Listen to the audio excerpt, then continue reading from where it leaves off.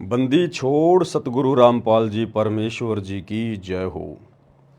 सत्साई भाई और बहनों, दया परमपिता परमेश्वर जी की, सतगुरु रामपाल जी भगवान की, जिनके विशेष आशीर्वाद से, विशेष कृपया से दास एक बार पुनः आप सभी भगत भाई बहनों के सामने अध्यात्म से संबंधित कुछ विशेष बातें जो परमात्मा दास को प्रेरणा करते हैं और जिन विशेष बातों की वर्तमान में सारी संगत को विशेष आवश्यकता है आगे बढ़ने के लिए, तो उस विषय पे हम चर्चा करेंगे। हमारे अंदर दृढ़ विश्वास पैदा होगा, साथ ही हमें भक्ति मार्ग पर आगे बढ़ने की प्रबल प्रेरणा बनेगी। हमारी निकटता पूज्य गुरुदेव भगवान से निरंतर बढ़ती ही चली जाएगी और जिस प्रकार से वर्तमान में पूज्य गुरुदेव भगवान ने अध्यात्म में अपनी विशेष भक्ति विधि लागू करवाई है, पाति पंच पोहपकर पूजा देव निरंजन और न दूजा, 5 ज्योतियों के साथ जो हम पूर्ण ब्रह्म परमेश्वर कबीर साहेब जो कि वर्तमान में सतगुरु रामपाल जी के रूप में धरती पर सशरीर प्रकट हैं, उनकी आरती उतार रहे हैं। तो ये बहुत बड़ी दया, बहुत बड़ी रजा है गुरुदेव भगवान की आप और हम सभी सत्सेवक भाई बहनों के ऊपर। ये रजा अपने गुरुदेव भगवान की 5 ज्योतियों के साथ में आरती उतारना केवल कलयुग की बिचली पीढ़ी में ही शुरू होती है और ये रजा सर्वप्रथम विशेष विशेष वीवीआईपी आत्माओं के ऊपर होती है। तो भाई और बहनों, वीडियो को ज़्यादा से ज़्यादा शेयर करें। बहुत सारी बातें आज हम करेंगे क्योंकि इस समय सभी भगत भाई बहनों को एक दूसरे से जुड़कर रहना बहुत ज़रूरी है।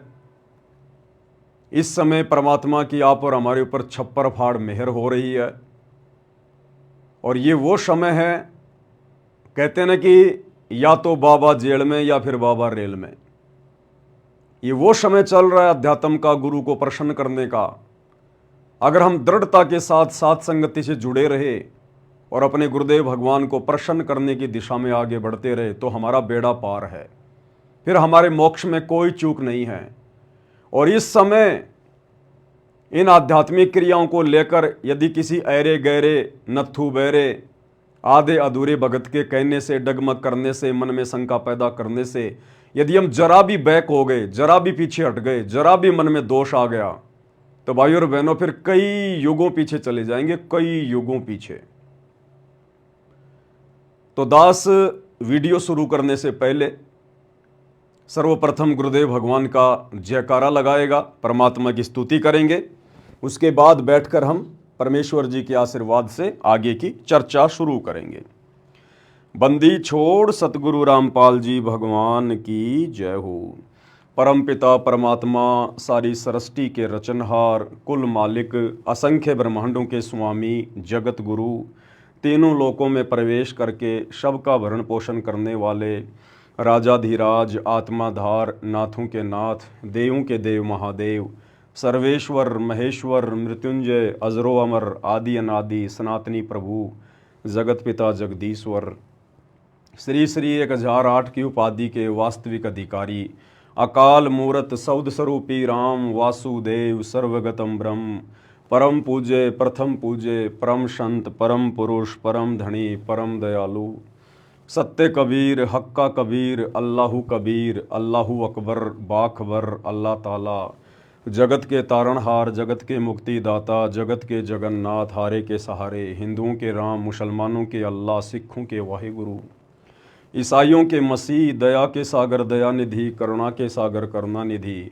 स्वयंभू परिभू, संकट मोचन, कष्ट हरण, मंगल करण, दुख भंजन, अविगत कबीर, निर्विकार निर्विषम परमात्मा, अलय अलेख सतगुरु, आदि अनादि सतगुरु, असली मर्यादा पुरुषोत्तम, असली राम, असली कृष्ण, असली घनश्याम, असली मुरारी, राजाओं के राजा, महाराजाओं के महाराजा, शहंशाहों के शहंशाह, सम्राटों के सम्राट, भगवानों के भगवान, अल्लाहों के अल्लाह, प्रभुओं के प्रभु, मसीहाओं के मसीह, सच्चे वाहिगुरु, बाबाओं के बाबा, पीरों के पीर, सेठों के सेठ, जगत सेठ, सावड़सा सेठ, सर्वगुण संपन्न, अनंत कोटि कलाओं के स्वामी, अनंत कोटि ब्रह्मांडों के नायक, योगियों में महायोगी, ध्यानियों में महाध्यानी, सिद्धों में परम सिद्ध, ज्ञानियों में तत्व ज्ञानी, ब्रह्म ज्ञानी, महाज्ञानी, परम ज्ञानी, सर्वश्रेष्ठ ज्ञानी, विज्ञानी, युवा कबीर, समर्थ कबीर, असमवात, अमित ओझा, सच्चे रहनुमा, करीम अल्लाह, सुभान अल्लाह, दुनिया के अंतिम पैगंबर।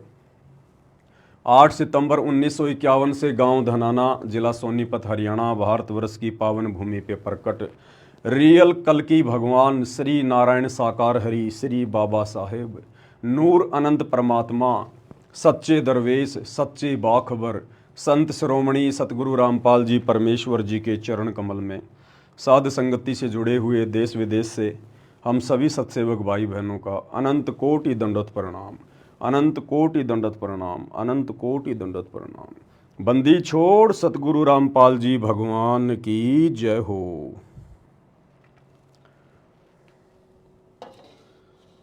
सच्चाई भाई और बहनों, दया है परमपिता परमेश्वर जी की, सारी सृष्टि के मालिक की, सतगुरु रामपाल जी भगवान की, पूज्य गुरुदेव भगवान के श्री चरण कमल में अनंत कोटि दंडवत प्रणाम।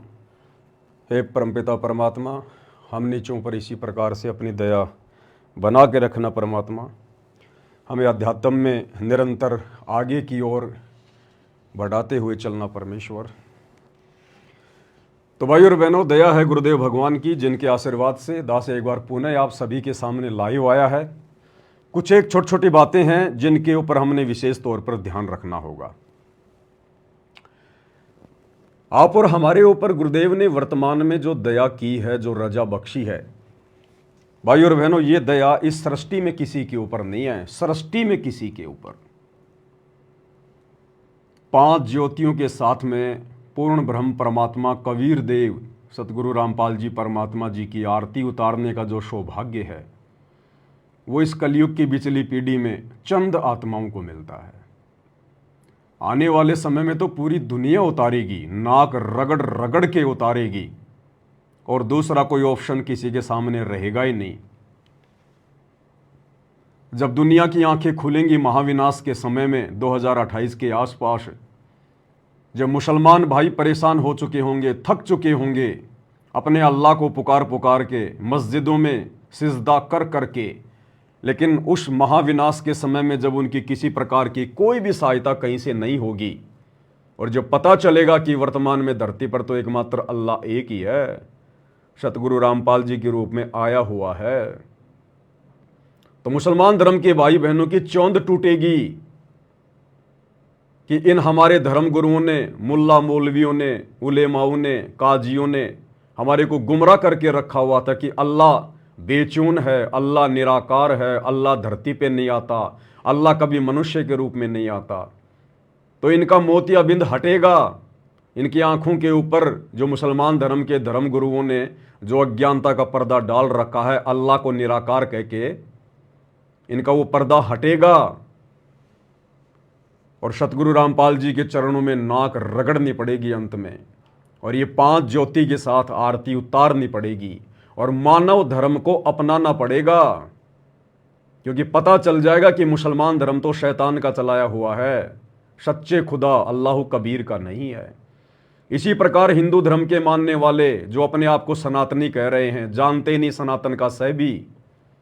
किसी से भी पूछ लो भाई 4 वेदों के क्या नाम है, गीता जी में कितने श्लोक हैं, गीता जी में कितने अध्याय हैं, जरा गीता जी का कोई एक श्लोक तो सुनाओ।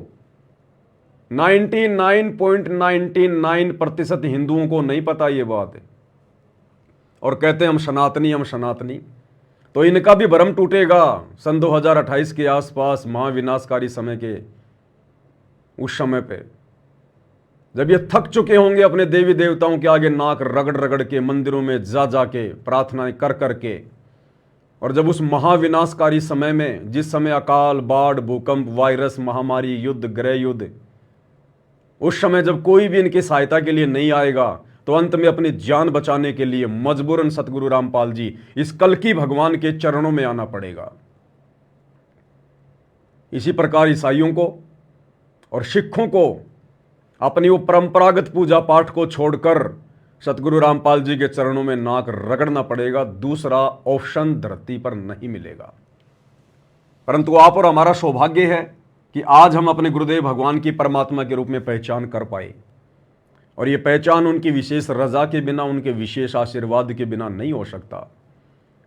गुरुदेव जिन आत्माओं पर दया बख्शेंगे, रजा करेंगे, जिन आत्माओं से अपनी पहचान करवाएंगे, वही आत्माएं सतगुरु रामपाल जी में कबीर भगवान को देख सकती हैं। अन्यथा भाई और बहनों, चाहे आप 24 घंटे उनकी गोद में बैठे रहिए, आपको आभास भी नहीं होगा कि सतगुरु रामपाल जी कौन परम शक्ति है। और इसका सबसे बड़ा उदाहरण है सतगुरु रामपाल जी का कलयुगी परिवार। सतगुरु रामपाल जी के बेटा बेटी, भाई बंधु, रिश्तेदार, उनकी पत्नी, उनके आड़ोसी पाड़ोसी, उनके रिश्तेदार, ये कोऑर्डिनेटर, आज ये लोग अंधकार में हैं। ये लोग सतगुरु रामपाल जी को मानुष समझते हैं। मानुष अपने जैसा मनुष्य, मां के गर्भ से जन्म लेकर आए हुआ एक आम व्यक्ति मानते हैं।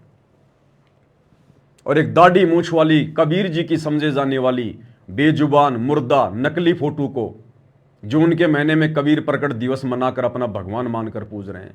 इनकी बुद्धि को चोर हर ले गए, चोर। पत्थर पड़े इनकी बुद्धि पर। सतगुरु रामपाल जी की 90% संगत के बुद्धि पे पत्थर पड़े हैं। ये बुद्धि परमात्मा ने केवल अपने सत्सेवक बच्चों की खोली है, जिन्हें आज अपने गुरु में परमात्मा दिखाई दे रहा है। और गुरु को परमात्मा माने बिना इस कलयुग की पिछली पीढ़ी में आप सतलोक का दरवाजा भी नहीं देख सकते। दरवाजा भी, सतलोक में परमानेंट बैठना तो बहुत दूर की बात है। इसीलिए तो आदरणीय गरीबदास जी ने 350 साल पहले अपने सदग्रंथ साहिब में बार बार जिक्र किया है, गुरु मानुष कर जानते वो नर कहिए अंध, ओए दुखी संसार में आगे काल के फंद। कबीरा ते नर अंध हैं जो गुरु को कहते और, हरि के रूठे ठोर है, सतगुरु के रूठे नहीं ठोर। 7 दीप 9 खंड में गुरु से बड़ा ना कोई, करता करे ना कर सके, सतगुरु करे सो होय। दास गरीब कहे नर लोई, सतगुरु को चीने बिरला कोई। कोई बिरले आत्मा होंगी जो अपने गुरु में परमात्मा के दर्शन करेंगी और हृदय से, आत्मा से अपने गुरु को ही परमपिता परमेश्वर मानकर अन्य सबको अपने घर से बाहर निकालकर केवल अपने गुरु को हृदय में बैठाकर उनकी पूजा करेंगी। हर वो आध्यात्मिक क्रिया करेंगी जो मर्यादाओं के अंदर है और जो गुरु को प्रसन्न करने वाली हैं। तो इस पृथ्वी पर आज वर्तमान में, बल्कि यूं कहिए पूरे 21 ब्रह्मांड में, केवल आप और हम चंद सत्सेवक भाई बहनों का ये भाग्य उदय हुआ है। और इस भाग्य उदय के लिए हमने गुरुदेव भगवान का बारंबार धन्यवाद करना चाहिए, दंडवत प्रणाम करना चाहिए कि हे गुरुदेव भगवान, आपने हम नीचों पर कैसे दया बख्शी। 8 अरब की जनसंख्या है पूरे विश्व की, उसमें से लाखों को आपने अपनी शरण में भी ले लिया। उन लाखों की भी अभी तक बुद्धि नहीं खुली है। 20-20 साल हो गई, 33 साल हो गई। हे गुरुदेव, आपके बेटा बेटी, भाई बंधु, रिश्तेदार, उनकी भी बुद्धि नहीं खुली अभी तक, वो भी आपको नहीं पहचान पा रहे। क्योंकि हरियाणा में कहावत है कि दीपक के नीचे हमेशा अंधेरा रहता है और घर का जोगी जोगना, बाहर का जोगी सिद्ध। 1000 किलोमीटर दूर का भगत अपने गुरु को पहचान जाएगा, अपने गुरु से डर के भक्ति करेगा, लेकिन जो गुरु के अंग संग रहते हैं, जो आसपास रहते हैं, वो गुरु को मानुष मानकर वैसा ही बर्ताव करते हैं और अंत में उनको धोखा हाथ लगता है, धोखा। तो बहुत बड़ी रजा भाई और बहनों, वर्तमान में देवी देवता भी खुशी के मारे झूम रहे, खुशी के मारे। क्योंकि गुरुदेव भगवान ने हमें बताया कि बच्चों, जो तुम हवन यज्ञ करते हो अपने घर पर, जो तुम ज्योति जलाते हो, इसकी सूक्ष्म वासना ऊपर देवलोक में जाती है। देवता भी बड़े प्रसन्न होते हैं, बड़े आनंदित होते हैं कि भाई ये कौन भगत आ गए धरती पर जो शास्त्र विधि अनुसार हवन यज्ञ कर रहे हैं। और अब तो परमेश्वर ने दया कर दी, गुरुदेव भगवान ने। अब तो हम अपने परमपिता परमेश्वर जी की, सतगुरु रामपाल जी भगवान की पांति पंच पोहप कर पूजा और देव निरंजन और न दूजा। हम अपने गुरुदेव भगवान की 5 ज्योतियों के साथ में आरती उतार रहे हैं। पूर्ण ब्रह्म परमेश्वर की, सारी सृष्टि के मालिक की आत्मा गद गद हो रही है। भाई और बहनों, इन्हीं क्रियाओं से परमात्मा प्रसन्न होते हैं। इन बातां के पाइए कर सतगुरु नजर निहाल और राजी कर सतगुरु रूठे नू। सतलोक से हमारी नो एंट्री हो रखी है। हमने अपने गुरुदेव भगवान को नाराज किया हुआ है, सतगुरु रामपाल जी को, इस कबीर भगवान को। अब हमने इनको प्रसन्न करना पड़ेगा। हमने हर वो आध्यात्मिक क्रिया करनी पड़ेगी जो गुरुदेव ने स्पष्ट तौर पर करने के लिए लिखी हुई है। और संध्या आरती के सरलार्थ में शुरू में ही पहली आरती हर दरबारे, तेज पुंज जहां प्राण उधारे, पांति पंच पोहप कर पूजा, देव निरंजन और न दूजा। पांति पंच पोहप कर पूजा, देव निरंजन और न दूजा। और सरलार्थ में गुरुदेव ने साफ साफ लिख दिया कि पूर्ण परमात्मा की, परमेश्वर की 5 ज्योतियों के साथ में आरती उतार कर उनकी पूजा की जाती है। आज से पहले हमारी बुद्धि पर पत्थर पड़े हुए थे, लेकिन भाइयों और बहनों, जब ठीक का समय आता है तभी परमात्मा दया करता है। और जैसे वो ठीक का समय आया तो सतगुरु रामपाल जी भगवान ने अपनी सत्सेवक आत्माओं के ऊपर रजा कर दी, मेहर बख्श दी परमात्मा ने, हमारा ज्ञान योग खोल दिया, हमें सद्बुद्धि दी परमात्मा ने, और अपनी आरती उतरवाना शुरू कर दिया गुरुदेव भगवान ने। भाई और बहनों, ये बातें आज से पहले हमारे दिमाग में क्यों नहीं आई? अगर एक आध आत्माओं के दिमाग में भी आई तो परमात्मा ने उसको लागू नहीं होने दिया, क्योंकि ठीक के समय से पहले कोई भी आध्यात्मिक क्रिया संगत में लागू नहीं होती, क्योंकि ये परमात्मा का मार्ग है। अब हमें वो सारी बातें याद आएंगी भाई और बहनों, सारी बातें। हमें पता चल गया कि सृष्टि में परमात्मा एक ही है और कोई नहीं है, वो है कबीर देव, जो वर्तमान में हमारे गुरुदेव भगवान सतगुरु रामपाल जी के रूप में धरती पर प्रकट हैं। उनके अलावा कोई पूजा करवाने का अधिकारी नहीं, उनके अलावा कोई आरती उतरवाने का अधिकारी नहीं, उनके अलावा कोई जयकारा लगवाने का अधिकारी नहीं, उनके अलावा कोई दंड प्रणाम करवाने का अधिकारी नहीं। तो देखो किस प्रकार से गुरुदेव भगवान हमें धीरे धीरे धीरे धीरे यहां तक लेके आए हैं, और कितना विरोध किया हमारे खुद के भगत भाई बहनों ने हमारी उन आध्यात्मिक क्रियाओं को कि ये तो मनमाना आचरण कर रहे हैं। अब आपको समझ में आएगा वो मनमाना आचरण था या गुरुदेव के अनुसार आचरण था। सबसे पहले हम सत्सेवक भाई बहनों ने केवल अपने गुरुदेव भगवान की फोटो को ही अपने दरबार में रखा, अपने घर पर रखा, और बाकी जितनी भी फोटोएं थी उन सब फोटोओं को गुरुदेव भगवान ने प्रेरणा कर करके सत्सेवकों के दरबार से और घर से बाहर निकलवा दिया, क्योंकि मालिक ने अंत में अपनी आरती उतरवानी थी। और गुरुदेव भगवान की 5 ज्योति के साथ में आरती केवल उसी घर में उतर सकती है जिस घर में केवल एकमात्र सतगुरु रामपाल जी भगवान की प्रतिमा हो, केवल उन्हीं की फोटो हो।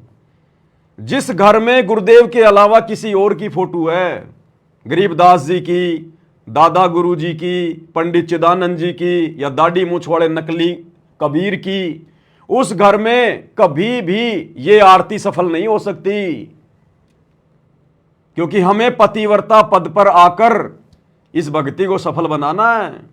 और पतिव्रता पद के लिए एकमात्र अपना पति कौन है उसकी पहचान होनी चाहिए, और पहचान होने के बाद घर के दरबार साहिब में केवल उसी का फोटो होना चाहिए, किसी दूसरे का नहीं।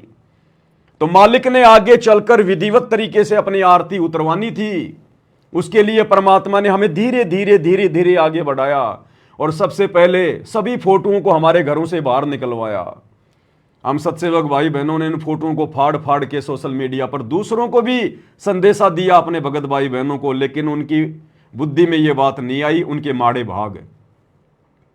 तो सबसे पहले परमात्मा ने बाकी सभी फोटोओं को हटवाया, केवल गुरुदेव भगवान की फोटो ही हमने दरबार साहिब में विराजमान की। उसके बाद फिर हमने धीरे धीरे सबका जयकारा लगाना छोड़ दिया, केवल हम अपने गुरुदेव भगवान का ही जयकारा लगाते हैं, क्योंकि परमात्मा ने 5 ज्योतियों के साथ में अपनी आरती जो उतरवानी थी।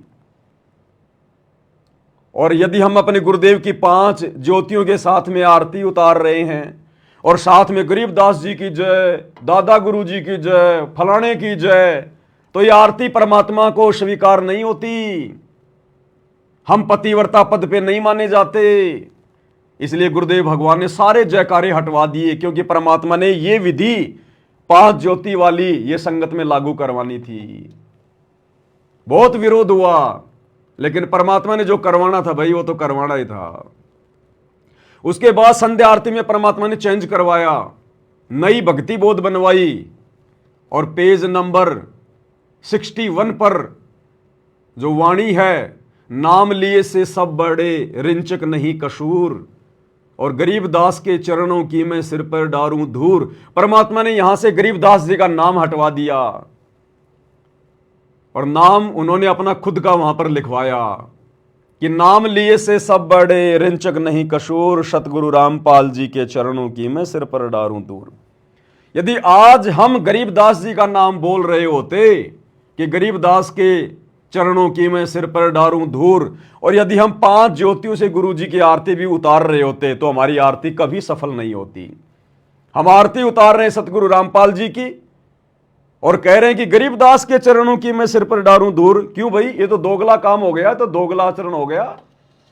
आरती उतार रहे हैं भगवान सतगुरु रामपाल जी की, फिर हम गरीबदास जी के चरणों की धूर अपने सिर पर क्यों डालेंगे? गरीबदास जी हमारे परमात्मा थोड़ी हैं, हमारे स्वामी थोड़ी है। तो परमेश्वर ने वहां से गरीबदास जी का नाम हटवाया, बहुत ज्यादा विरोध हुआ, दास को जेल जाना पड़ा। बरवाड़ा थाने में सतलोक आश्रम का मीडिया प्रभारी चांद राठी सबके सामने मुझे थप्पड़ मारता है कि तूने यहां पर गरीबदास जी का नाम क्यों हटा दिया। वो इसलिए हटा दिया क्योंकि सतगुरु रामपाल जी भगवान ने हटवा दिया। क्यों? क्योंकि आज उनकी 5 ज्योति के साथ में आरती जो उतारनी थी, तो भला हम गरीबदास जी का नाम कैसे बोल सकते हैं वहां पर, जब एकमात्र परमात्मा ही सारी सृष्टि में कबीर देव सतगुरु रामपाल जी हैं। उसके बाद भाई और बहनों, संध्या आरती के लास्ट में मेरे गुरुदेव भगवान दियो काट काल की फांसी, इसकी लास्ट चौपाई सारी संगत क्या बोलती है? स्वामी राम देवानंद जी दाता आपकी घणी सतावे बाता, तेरा रामपाल अज्ञान किया शतलोक का वासी। अगर परमात्मा ने वो चेंज नहीं करवाया होता हम सत्सेवकों से, तो आज हमारी ये आरती सफल नहीं होती। हम आरती कर रहे अपने गुरु जी के आगे, सतगुरु रामपाल जी के आगे, और जयकारा किसका लगा रहे? दादा गुरु जी का, स्वामी राम देवानंद जी दाता। तो हमारी आरती हमारे गुरु जी को कैसे समर्पित होगी? हम अपना दाता, अपना भगवान, अपना बाप कह रहे हैं स्वामी राम देवानंद जी को, और आरती उतार रहे हैं संत रामपाल जी के आगे, तो कभी भी सफल नहीं होती। तो परमेश्वर ने पांति पंच पोप कर पूजा ये सिस्टम शुरू करवाना था। उसके लिए परमात्मा ने सारे चेंजमेंट करवाए, धीरे धीरे धीरे धीरे। काल ने बहुत विरोध करवाया, हमारे भगत भाई बहनों के अंदर कुप्रेरणा करके, उनके घट में बैठकर काल ने बहुत तांडव मचाया। लेकिन परमात्मा तो परमात्मा भाई, अगर मालिक ने, अगर जो चीज परमात्मा ने करवानी है, परमात्मा का आशीर्वाद है, फिर उसको भला रोक कौन देगा? तो हम सभी भगत भाई बहनों ने संध्या आरती से लास्ट की लाइन को चेंज कर दिया, और क्या क्या रखा? परमेश्वर सतगुरु रामपाल जी दाता आपकी घनी अमोलख बाता। परमेश्वर सतगुरु रामपाल जी दाता आपकी घनी अमोलख बाता। थारा पवन दास अज्ञान अज्ञान की जो शतलोक को वासी। यानी अपना अपना नाम सभी भगत भाई बहन बोलते हैं। अब बताओ, इस आरती के साथ में, 5 ज्योति के साथ में, हम ये कैसे कह सकते हैं कि तेरा रामपाल अज्ञान किया सतलोक का वासी? हम अपने भगवान को अज्ञानी कहेंगे? हम अपने भगवान को इस जीव से अज्ञानी शब्द कैसे बोल सकते हैं कि तेरा रामपाल अज्ञान? तो परमेश्वर ने वो चेंज करवाया कि बच्चों, मैंने तुम्हें अध्यात्म में आगे लेके जाना, भक्ति मार्ग में। परमात्मा ने हमें कॉमन सेंस बख्शी, हमें सद्बुद्धि बख्शी। जीव के बस की बात नहीं है, किसी पवन दास के बस की बात नहीं है, क्योंकि परमात्मा ने अपनी विधिवत आरती शुरू करवानी थी। अरे दादा गुरु जी हमारे दाता थोड़ी है, हमारे स्वामी थोड़ी, हमारे भगवान थोड़ी हैं। हम क्यों बोलेंगे उनको? स्वामी राम देवानंद जी दाता आपकी घनी सतावे बाता। कौन सी बातें सताएंगी हमें? हमने तो कभी उनकी शक्ल भी नहीं देखी, हम तो कभी उनसे मिले भी नहीं, हमने तो कभी उनके सत्संग भी नहीं सुने, फिर हमें भला उनकी कौन सी बातें सताएंगी? और वो हमारे दाता कहां से हो गए? ना उन्होंने हमें ज्ञान दिया, ना कोई नाम दिया, वो हमारे दाता कहां से हो गए? तो भाई और बहनों, वो वाणी पूज्य गुरुदेव जी गुरु शिष्य परंपरा का निर्वाह करते हुए, और जो उन्होंने आदरणीय राम देवानंद जी को 17 फरवरी 1988 को जो मुंह बोला गुरु बनाया था, लोक दिखावे में आप और हमें पाठ पढ़ाने के लिए कि अपने गुरु के प्रति शिष्य ने कितना अधीन होना चाहिए, तो गुरुदेव भगवान अपने मुंह बोले गुरु जी को ऐसा कह रहे हैं कि स्वामी राम देवानंद जी दाता आपकी घनी सतावे बाता, तेरा रामपाल अज्ञान की सतलोक का वासी। लेकिन हमारे गुरु जी कौन है? दादा गुरुजी नहीं है, हमारे गुरुजी सतगुरु रामपाल जी हैं। तो हम अपने गुरुजी के लिए बोलेंगे यहां पर कि परमेश्वर सतगुरु रामपाल जी दाता, आपकी घोड़ी अमोलक बाता और थारा पवन दास अज्ञान की ओ सतलोक का वासी। तब ये आरती सफल होगी। आरती कर रहे हैं और अपने गुरुजी को कह रहे हैं तेरा रामपाल अज्ञान, तेरा रामपाल अज्ञान। हमारी आरती लाख जन्म में सफल नहीं हो सकती।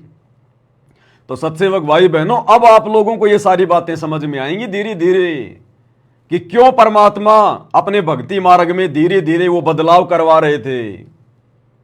आज आपको समझ में आ रहा होगा, क्योंकि परमात्मा ने अंत में हमारे हृदय में बैठ के परमात्मा के रूप में, और ये पाती पंच पोप कर पूजा, देव निरंजन और न दूजा, परमात्मा ने अपनी पंच ज्योति वाली आरती उतरवाणी थी। आरती इसमें हम किसी और को शामिल नहीं कर सकते, ना गरीबदास जी को, ना चिदानंद जी को, ना दाढ़ी मूछ वाले नकली कागज के टुकड़े उस कबीर को, ना गरीबदास जी को, ना दादा गुरु जी को। अपने गुरु के अलावा इस आरती में हम किसी और का जयकारा नहीं लगा सकते। इस आरती के समय हम अपने गुरुदेव के अलावा दरबार में किसी और की फोटो नहीं रख सकते, अन्यथा यह आरती परमात्मा को स्वीकार नहीं होगी कभी भी। तो कितनी बड़ी रजा, कितनी बड़ी मेहर गुरुदेव भगवान ने आप और हमारे ऊपर बख्शी। और आने वाले समय में यह संगत खून के आंसू रोएगी। देखो, दुनिया तो अपने भाग्य के अनुसार जैसा भी उनके भाग्य में अपना भोगेगी आने वाले समय में, विनाशकारी समय में। लेकिन सतगुरु रामपाल जी खुद की संगत जो सतलोक आश्रमों से जुड़ी हुई है, भेड़ चाल में चल रही है, देखा देखी में, महाभारत की गांधारी की तरह जो आंखों पर अज्ञानता की काली पट्टी बांध के चल रही है अपने कोऑर्डिनेटरों के पीछे, गुरुजी के कलयुगी परिवार के पीछे, इनको खून के आंसू रोने पड़ेंगे, खून के आंसू। अंत में विजयी होंगे परमात्मा के सत्सेवक बच्चे, अध्यात्म का लाभ उठाएंगे परमात्मा के सत्सेवक बच्चे। आने वाले महाविनाशकारी समय 2028 में परमात्मा के सत्सेवक बच्चे ही निश्चिंत होकर रह सकते हैं। बाकी ये जितने भी भगत हैं जो सतलोक आश्रमों से जुड़े हुए हैं, जिनकी सबकी मर्यादा खंडित है, जो गुरु को मानुष मानते हैं, आप देख रहे हैं इनका कितना बुरा हाल होगा। ये सब छोड़ छाड़ के भाग जाएंगे भक्ति उस समय, ये क्योंकि सारे पंचर हैं, पंचर। इनके अंदर वो पावर नहीं है भक्ति की शक्ति नहीं है इनके अंदर, गुरु का आशीर्वाद नहीं है इनके साथ में, केवल इनकी बैटरी चल रही है। कितने दिन चलेगी बैटरी? और दूसरी बात भाई और बहनों, गुरु को मानुष मानने वाला कभी भी भक्ति मार्ग पर सफल नहीं हो सकता, कभी भी। चाहे वो कितना ही दान कर ले, कितना ही नाम का जाप कर ले, कितना ही बड़ा भगत दिखाई दे, कुछ भी करे वो। तो आप और हमें गुरुदेव भगवान निरंतर भक्ति मार्ग पर आगे लेके जा रहे हैं सत्सेवकों को, और इन आश्रम वाले भाई बहनों को, सतलोक आश्रम वाले भाई बहनों को काल निरंतर नीचे ले जा रहा है, नरक में निरंतर नीचे ले जा रहा है। गुरुदेव के कलयुगी बेटा बेटी, भाई बंधु, रिश्तेदारों को, कोऑर्डिनेटरों को यह काल निरंतर नीचे लेके जा रहा है, निरंतर मर्यादा तोड़वा रहा है। और हमें परमेश्वर निरंतर ऊपर की ओर लेके जा रहे हैं अध्यात्म में। अब इसका एक जीता जागता सबूत आपको दिखाता हूं। आज ही वीडियो आया है, हरियाणा के रोहतक के किलोई गांव में बास्केटबॉल का टूर्नामेंट चल रहा है, बास्केटबॉल का। और कोई शिव कुमार नाम का कोई खिलाड़ी था हरियाणा का, जो कि वो मर चुका है। उसकी याद में वहां पर एक स्टेडियम बनाया हुआ है, शिव कुमार मेमोरियल स्टेडियम, गांव किलोई, रोहतक, हरियाणा। और शायद उसकी कोई बरसी होगी, उसकी शायद कोई वर्षगांठ होगी। उसके उपलक्ष्य में, उसकी याद में हरियाणा के लोग वहां पर बास्केटबॉल का टूर्नामेंट करवा रहे हैं, खेल हो रहा है बास्केटबॉल का। सतलोक आश्रम मैनेजमेंट हरियाणा ने, गुरुजी के कलयुगी परिवार ने वहां जाकर भंडारा लगा दिया, गुरुदेव के परिवार ने वहां जाकर भंडारा लगा दिया। भाई और बहनों, परमात्मा की वाणी है, हिंदू हदीरे पूज ही और मुस्लिम पूजे घोर, दोनों दीन की अकल को ले गए हैं चोर। गुरुदेव ने हमें प्रथम नियम में साफ साफ मना किया है, प्रथम नाम देते समय जो नियम दिए जाते हैं 11, कि हमने किसी की समाधि नहीं पूजनी, हमने किसी की समाधि वगैरह नहीं पूजनी है। अब वहां तो शिव कुमार नाम के उस खिलाड़ी की वर्षगांठ मनाई जा रही है, उसकी समाधि पूजी जा रही है, दुनिया उसके उपलक्ष्य में वहां पर टूर्नामेंट खेल रही है, बास्केटबॉल खेल रही है, और आश्रम वालों ने जाकर उसमें सहयोग कर दिया। अरे हमारा लेना देना क्या था वहां पर? दुनिया भाड़ में जाए, चाहे कबड्डी खेले, चाहे बास्केटबॉल खेले, चाहे किसी जिंदा के ऊपर खेले, चाहे किसी मुर्दा के ऊपर खेले। अरे ये लोग जबरदस्ती जाकर क्यों वहां पर अपनी मर्यादा तोड़वा रहे हैं? क्यों संगत के दान धर्म का दुरुपयोग करवा रहे हैं? तो आश्रम वालों ने जाकर वहां पर भंडारा लगा दिया सबके लिए, हजारों लोगों के लिए। तो भाई और बहनों, ये तो मरे हुए लोगों की यादगारों पर जाकर और दुनिया का सहयोग कर रहे हैं, समाधियां पूज रहे हैं, समाधियां। मर्यादा नाम की चीज भी नहीं है, चीज भी। काल इनको निरंतर नीचे की ओर लेके जा रहा है, निरंतर नीचे की ओर। और देखो इनकी बुद्धि पे पत्थर पड़े हैं। ये खुद सारी न्यूज, सारा वीडियो अपने खुद के चैनल पर डाल रहे हैं, शाह न्यूज चैनल पर। भक्तों को बना दिया इन्होंने रिपोर्टर दे दे के 1.5 फुट का डंडा, बोलना भी ढंग से उनको आता नहीं। और बड़े खुश हो रहे हैं कि हम तो रजत दलाल बन गए, हम तो रवीश कुमार बन गए, 1 नंबर के पत्रकार बन गए। लेना देना कुछ नहीं है, कार ने हवा भर रखी है, गुब्बारे की तरह फुला रखा इनको। ये छोटा सा है, आपको मैं सुना देता हूं, देख लो।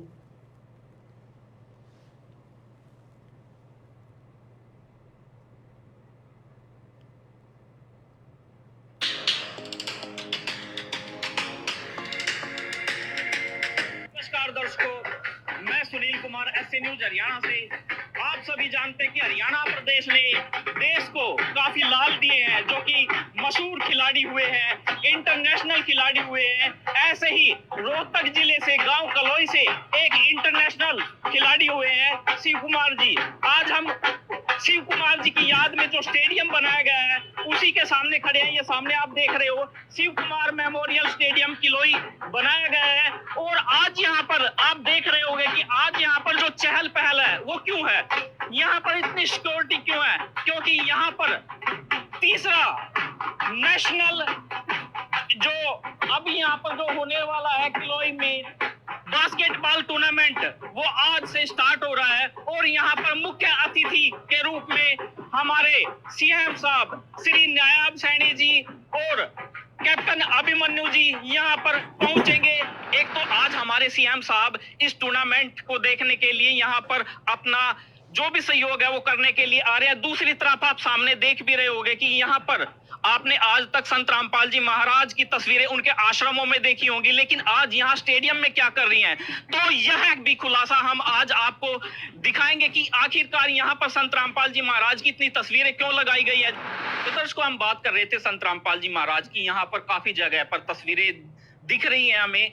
आखिरकार संत रामपाल जी महाराज की तरफ से क्या योगदान किया जा रहा है इस टूर्नामेंट में, तो आइए हम यहाँ पर उपस्थित इन श्रद्धालुओं से भी बातचीत करते हैं। नमस्कार सर, जैसे कि यहाँ पर तो खिलाड़ी पहुंचे हुए हैं और संत रामपाल जी महाराज एक आध्यात्मिक गुरु है, तो संत रामपाल जी महाराज के द्वारा सत्संग नहीं होगा जी। यहाँ जी जो अपने ये आ रहे हैं ना, अपने पहलवान आ रहे हैं, इनके लिए खाने का भंडारा संत रामपाल जी महाराज ने कर रखा है जी। तो हमने सुना है कि यहाँ पर अभी देखा है तस्वीर में कि ये टूर्नामेंट 3 दिन तक चलेगा, तो क्या आपकी यहाँ 3 दिन तक ऐसे ही व्यवस्थाएं आप बनाकर रखोगे? हाँ जी, भंडारे 3 दिन ऐसे ही व्यवस्था रहेगी और सेवादार भी गुरु जी की तरफ से आश्रम के रहेंगे। तो यहाँ की व्यवस्था कैसे बन? काफी है भाई और बहनों, कार निरंतर इनको नीचे लेके जा रहा है, निरंतर नीचे इनकी कमर तोड़ने के लिए। आने वाले महाविनाशकारी समय में किसी भी प्रकार से गुरुदेव भगवान इन आश्रम वालों की, अपने परिवार की, इस लाखों की भीड़ की कोई मदद ना कर सके, काल हर प्रकार से इनको खंडित कर देगा, तब तक हर प्रकार से खंडित है। अब बताओ क्या मतलब था इनका वहां पर फटे में जाकर पैर अड़ाने का? अरे दुनिया भाड़ में जाए, वो क्या खेल रही है, क्या खा रही है, क्या पी रही है।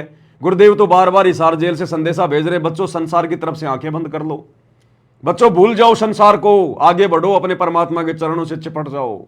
और ये राजनेताओं के चरणों से चिपट रहे, दुनियादारी में ज्यादा घुस रहे हैं। क्या मतलब था इनको भंडारा लगाने का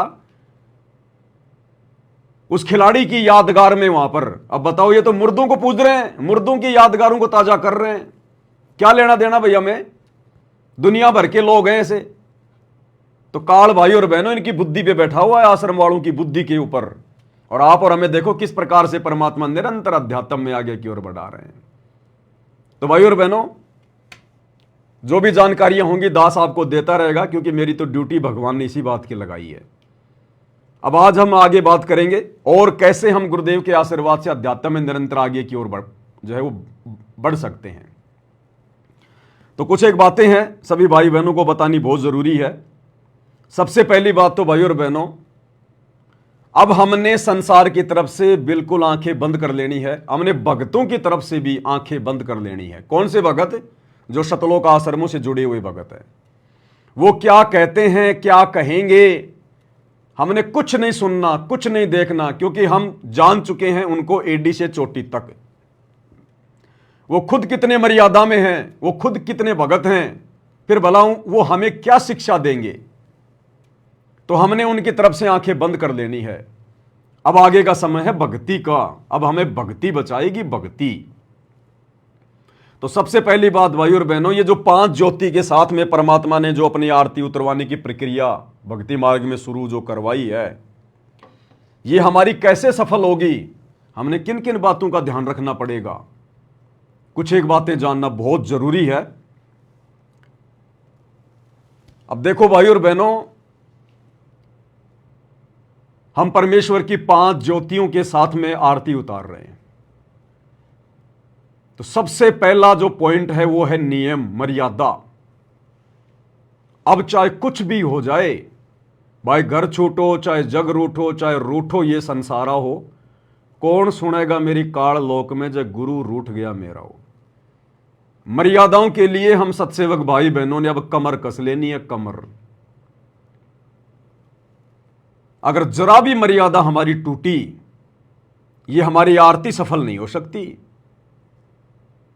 ये 5 ज्योति वाली आरती हमारी सफल नहीं हो सकती अगर मर्यादा तोड़ के यदि हम ये आरती करने की फॉर्मेलिटी करेंगे। तो हम भगवान को धोखा नहीं दे सकते, हम खुद को धोखा दे रहे हैं, खुद को। तो मर्यादाओं के लिए कमर कस लो, कमर। जो जो नियम गुरुदेव ने हमें बता दिए, कुछ भी हो जाए निभाएंगे तो निभाएंगे। परमात्मा से प्रार्थना करेंगे नाक रगड़ रगड़ के। चाहे किसी का पति रूठे तो रूठे, किसी की पत्नी रूठे तो लाख बार रूठे, किसी की पत्नी घर छोड़कर जाए तो लाख बार जाए, किसी का जो है पति जाए तो लाख बार जाए, किसी के सास ससुर नाराज हों, किसी के माता पिता नाराज हों तो लाख बार हो जाए।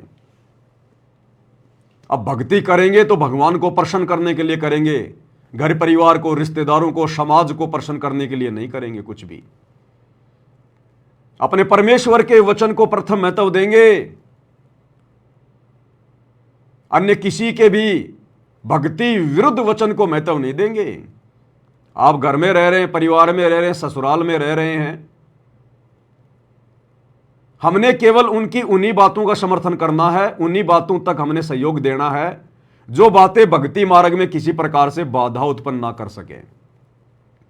अगर उनका कोई भी कार्य, कोई भी नियम अगर हमारी मर्यादाओं को तोड़ने वाला होगा, भक्ति बाधक होगा, तो भाई चाहे ससुराल वाले नाराज हों, चाहे पीहर वाले नाराज हों, हमने वो कर्म नहीं करना। कुछ भी आर पार की लड़ाई, आर पार की मंसूर की तरह दृढ़ हो जाना है, क्योंकि परमात्मा ने दया बख्श दी हमारे ऊपर बहुत बड़ी, हमारी बुद्धि खोल के। सबसे पहले तो गुरुदेव ने सात संगति के माध्यम से अपने आप को भगवान सिद्ध करवाया, और उसके बाद परमेश्वर ने वो आध्यात्मिक क्रिया शुरू करवा दी जिसको 30 साल तक सारी संगत केवल तोते की तरह बोल रही थी, पाती पंच पोप कर पूजा, देव निरंजन और न दूजा, लेकिन समझ कोई नहीं पा रहा था। अब परमेश्वर ने हमारी बुद्धि खोली, ज्ञान योग खोला, और आज 5 ज्योतियों के साथ में आरती उतरवानी शुरू कर दी। और ये आरती सफल होगी मर्यादाओं के साथ में। तो मर्यादाओं के साथ में भाई और बहनों कोई समझौता नहीं किसी प्रकार का। असंख्य जन्म हो गए, असंख्य युग बीत गए, हमने रिश्तेदारों को प्रसन्न किया, परिवार को प्रसन्न किया। आज ना वो रिश्तेदार हमारे साथ में, ना वो परिवार हमारे साथ में। कोई कहीं पे जो है गधा बन के घूम रहा है, कोई कहीं पे जो है कुत्ता बन के घूम रहा है, कोई लक 84 में पड़ा है, कोई नरक में सड़ रहा होगा। क्या काम आया हमारे वो कुल परिवार जिन्होंने हमेशा हमारी भक्ति में बाधाएं उत्पन्न की। अब हमने परमेश्वर को प्रसन्न करना है, गुरुदेव भगवान को प्रसन्न करना है, और ये अगर प्रसन्न हो गए तो लक 84 मिटेगी, नरक का कष्ट मिटेगा, सदा सदा के लिए हमारा मोक्ष होगा, सतलोक में अखंड सुख भोगने के लिए परमात्मा बैठा देगा। और गुरुदेव भगवान भी अपनी वाणी में कहते हैं, कोटि शीश तूने दे दिए यम राजा की फेंट, कि बच्चों तुमने करोड़ों शीश दे दिए, अपने करोड़ों शीश कभी लक 84 में पढ़कर, गधा कुत्ता सुअर बनकर, बकरा बनकर, मुर्गा बनकर इस काल ने तेरे शीश कटवाए। करोड़ों शीश तूने दे दिए यम राजा की फेंट, फेंट यानी झटके से लेता है, जबरदस्ती। और एक शीश दे के देख ले सतगुरु अपने की भेंट, कि तू एक सिर अपना अपने सतगुरुदेव भगवान के चरणों में ज्ञान को आधार बना के समर्पित कर दे। सतगुरु को शीश देने का मतलब है मर्यादाओं में रहकर भक्ति कर, चाहे कितना ही संघर्ष क्यों ना करना पड़े। फिर देख उस एक शीश के बदले में मैं तुझे क्या दूंगा। ये काल जो तूने इसको करोड़ों शीश दे दिए, फिर भी तुझे इसने कुछ नहीं दिया धोखे के अलावा। और एक शीश अपने गुरुदेव को समर्पित करके देख कि ये जीवन मेरा आगे का मेरे गुरुजी के लिए, संसार कुछ नहीं है मेरे लिए, ये तो जेल है, जेल सतलोक की। मैं तो कष्ट भोग रहा हूं यहां पर, राजा बन के भी, महाराजा बन के भी, देवता बन के भी। यहां तो पाप और पुण्य दोनों हमारे लिए घातक है, घातक। पाप कर्मों से तो आदमी वैसे दुखी, और पुण्य कर्मों से वो राजा बनेगा, राजा बन के पाप कमाएगा, अगले जन्म में गधा बनेगा। वो पुण्य भी हमारे लिए जेल है। तो ये शीश हमने अपने गुरुदेव को समर्पित करना है, ये जीवन अपने गुरुदेव को समर्पित करना है। मर्यादा नहीं तोड़ेंगे तो नहीं तोड़ेंगे। अनजाने में टूट गई, परमात्मा माफ करेगा। अब हम किसी का कोई दबाव नहीं मानेंगे, और फिर हमारे साथ हमारा भगवान रहेगा। जब हम इतने दृढ़ हो जाएंगे ना मर्यादाओं के लिए, गुरुदेव को प्रसन्न करने के लिए, परमात्मा शीश पे आके बैठ जाएगा, अपने बच्चे के शीश पे आके। घनघोर घटा परमात्मा ऐसे टाल देगा उन संकटों को एक सेकंड में। हमने दृढ़ विश्वास बना के रहना है। तो यह सबसे पहला नियम है, तब हमारी ये आरती परमात्मा स्वीकार करेगा, सुबह के नित्य नियम के समय, संध्या आरती के समय। अन्यथा हमारी आरती सफल नहीं हो सकती। अगर जरा भी मटके में छेद हो गया, जरा भी मटके में छेद हो गया, आप पानी डालते रहो, पानी नीचे से निकलता रहेगा, अंत में प्यासा मरना पड़ेगा, प्यासा। तो जरा भी मर्यादा टूट गई तो भाई भक्ति मार्ग में फिर हमारी कमाई जो है वो निकलती रहेगी। ये सूक्ष्म खेल है सारा का सारा। दूसरी बात भाई और बहनों जो बहुत ज्यादा इंपॉर्टेंट है, जब भी हम अपने प्रभु की आरती उतारें, अपने गुरुदेव भगवान की, अपने परमेश्वर की, सुबह के समय अगर आप नहा सकते हो तो बहुत अच्छी बात है, नहीं नहा सकते हो तो अपना हाथ मुंह धो के अच्छे से उसके बाद। और दोनों समय, क्योंकि दोपहर को हमने ये 5 दीपक वाली आरती जला के आरती नहीं करनी है, सुबह और शाम, सुबह के नित्य नियम के समय और शाम को संध्या आरती के समय। ध्यान रहे भाई और बहनों, हमने बिल्कुल चिंता मुक्त होकर आरती उतारनी है, चिंता मुक्त होकर। आप दिन भर अपने काम पे गए, आप 20 लोगों से मिले, किसी ने अच्छा कहा, किसी ने बुरा कहा, किसी ने टेंशन दी तो किसी ने कोई खुशी दी। लेकिन जब शाम को हम अपने घर पर आ रहे हैं और अपने गुरुदेव भगवान की आरती कर रहे हैं, हमने बाहर की चिंताओं को घर के दरवाजे के बाहर ही पटक देना है। हमने सारा दिन अपने धंधे पे, अपनी ऑफिस में, अपनी मजदूरी में क्या किया क्या नहीं किया, हम कितने लोगों से मिले, हमारा जो है वो किसी के साथ में मनमुटाव हुआ, किसी ने जबरदस्ती हमारे साथ में जो है कोई दिक्कतें कोई पैदा की, कुछ नहीं सोचना हमने। क्योंकि भगत अपनी तरफ से तो किसी के साथ में गलत व्यवहार कभी करेगा नहीं, जो भगत होगा। और दुनिया जबरदस्ती हमारे साथ में गलत व्यवहार करने की कोशिश करेगी तो हमारा बिगाड़ कुछ पाएगी नहीं, तो भगत ने टेंशन लेने की जरूरत ही नहीं।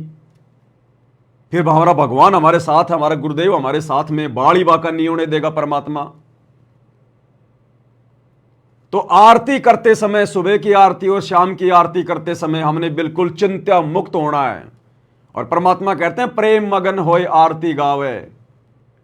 हमने मगन होकर प्रेम के साथ हमारा पूरा ध्यान आरती में, गुरुदेव के चिंतन मनन में, उनकी सलोनी सूरत में, भक्ति भाव के आसपास।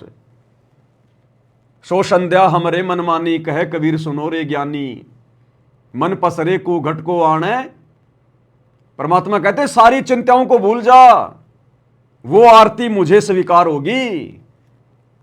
तो आरती उतार रहा अपने गुरुदेव की, अपने गुरुदेव की आरती उतार रहा है, और तेरा ध्यान भग रहा है तेरे धंधे पे, तेरी ऑफिस में, तेरी लेबर के अंदर, या किसी और काम के अंदर, या किसी और चिंता के अंदर तू फंसा हुआ है, तो तेरा ध्यान कहां है?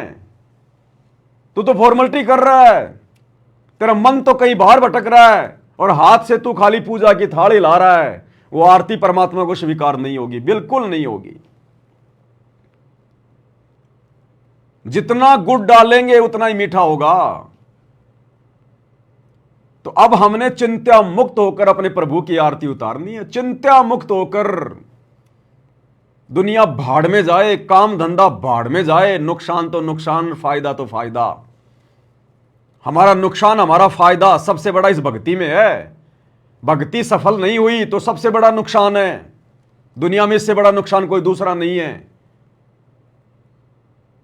और अगर भक्ति सफल हो गई तो सबसे बड़ा लाभ है, ये सबसे बड़ा फायदा, इससे बड़ा कोई फायदा नहीं पूरी सृष्टि में। तो चिंता मुक्त होकर, मगन होकर हमने आरती करनी अपने गुरुदेव भगवान की। बाहर की चिंता बाहर, काम धंधे की चिंता काम धंधे तक सीमित है। अब हमने गुरु को प्रसन्न करना है। हमने दुनिया को बहुत प्रसन्न कर लिया, हमने हमारे बॉस को बहुत प्रसन्न कर लिया, ऑफिस का काम ऑफिस तक, इसके बाद नहीं भाई। घर पे फोन नहीं आना चाहिए, सेठ जी ध्यान रख लेना। तो चिंता मुक्त होकर, इसके अलावा जब हम आरती करना शुरू करें तो भाई ये जो अपने मोबाइल वगैरह है ना, इनको बिल्कुल बंद, या तो बंद कर दो या इनको फ्लाइट मोड पे लगा दो और इनको उल्टा करके रख दो, उल्टा करके, ताकि हमें किसका फोन आ रहा है वो भी ना दिखाई दे, वो भी ना पता चले हमें, हमारा ध्यान बिल्कुल ना भटके। आरती उसी भगत की सफल होगी जो भगत आरती के समय केवल आरती का ही काम करेगा। बीच में फोन आ रहा है, आप बात कर रहे हो, हाँ हाँ ठीक है ठीक है ठीक है, मैं आरती कर रहा हूं, बाद में फोन करूंगा, ये भी नहीं बोलना। उठाना ही नहीं है इसको, भूल जाओ कि मेरे पास में मोबाइल है, फ्लाइट मोड पे लगा दो, स्विच ऑफ कर दो, उल्टा करके रख दो, इसकी रिंगटोन बंद कर दो, नो डिस्टरबेंस, हमें कोई व्यवधान नहीं चाहिए। काम धंधा बड़ा नहीं है भगवान की आरती से, भगवान की भक्ति से। कोई अर्जेंट काम है वो पहले कर लो, आरती करने से पहले। किसी को फोन करना हो पहले कर लो। सुबह की 1 घंटे की आरती, शाम की 1.25 घंटे की आरती, बिल्कुल बंद मोबाइल। कोई अर्जेंट काम है अपना पहले कर लो। दास सेवा में था, कल आते समय एक भगत भाई के घर पे आ गया और सोचा भाई चलो यहां कर लेते हैं परमात्मा की आरती, आरती करनी है मालिक की। हाथ मुंह धोके परमात्मा की ज्योतियां जलाई, आरती उतारना शुरू कर दिया। शुरू में दास ने ले ली थाल हाथ में परमात्मा की, दास मालिक की आरती उतारने लग गया। अब बीच में भगत जी फिर डिस्टर्ब करने लग गए, मोबाइल उन्होंने बंद नहीं किया। कभी बीच बीच में ऑटो बुक कर रहे हैं, कभी बीच बीच में फोन उठा रहे हैं, तो उनकी भी आरती है सफल और साथ में दूसरे का भी ध्यान भटका रहे हैं।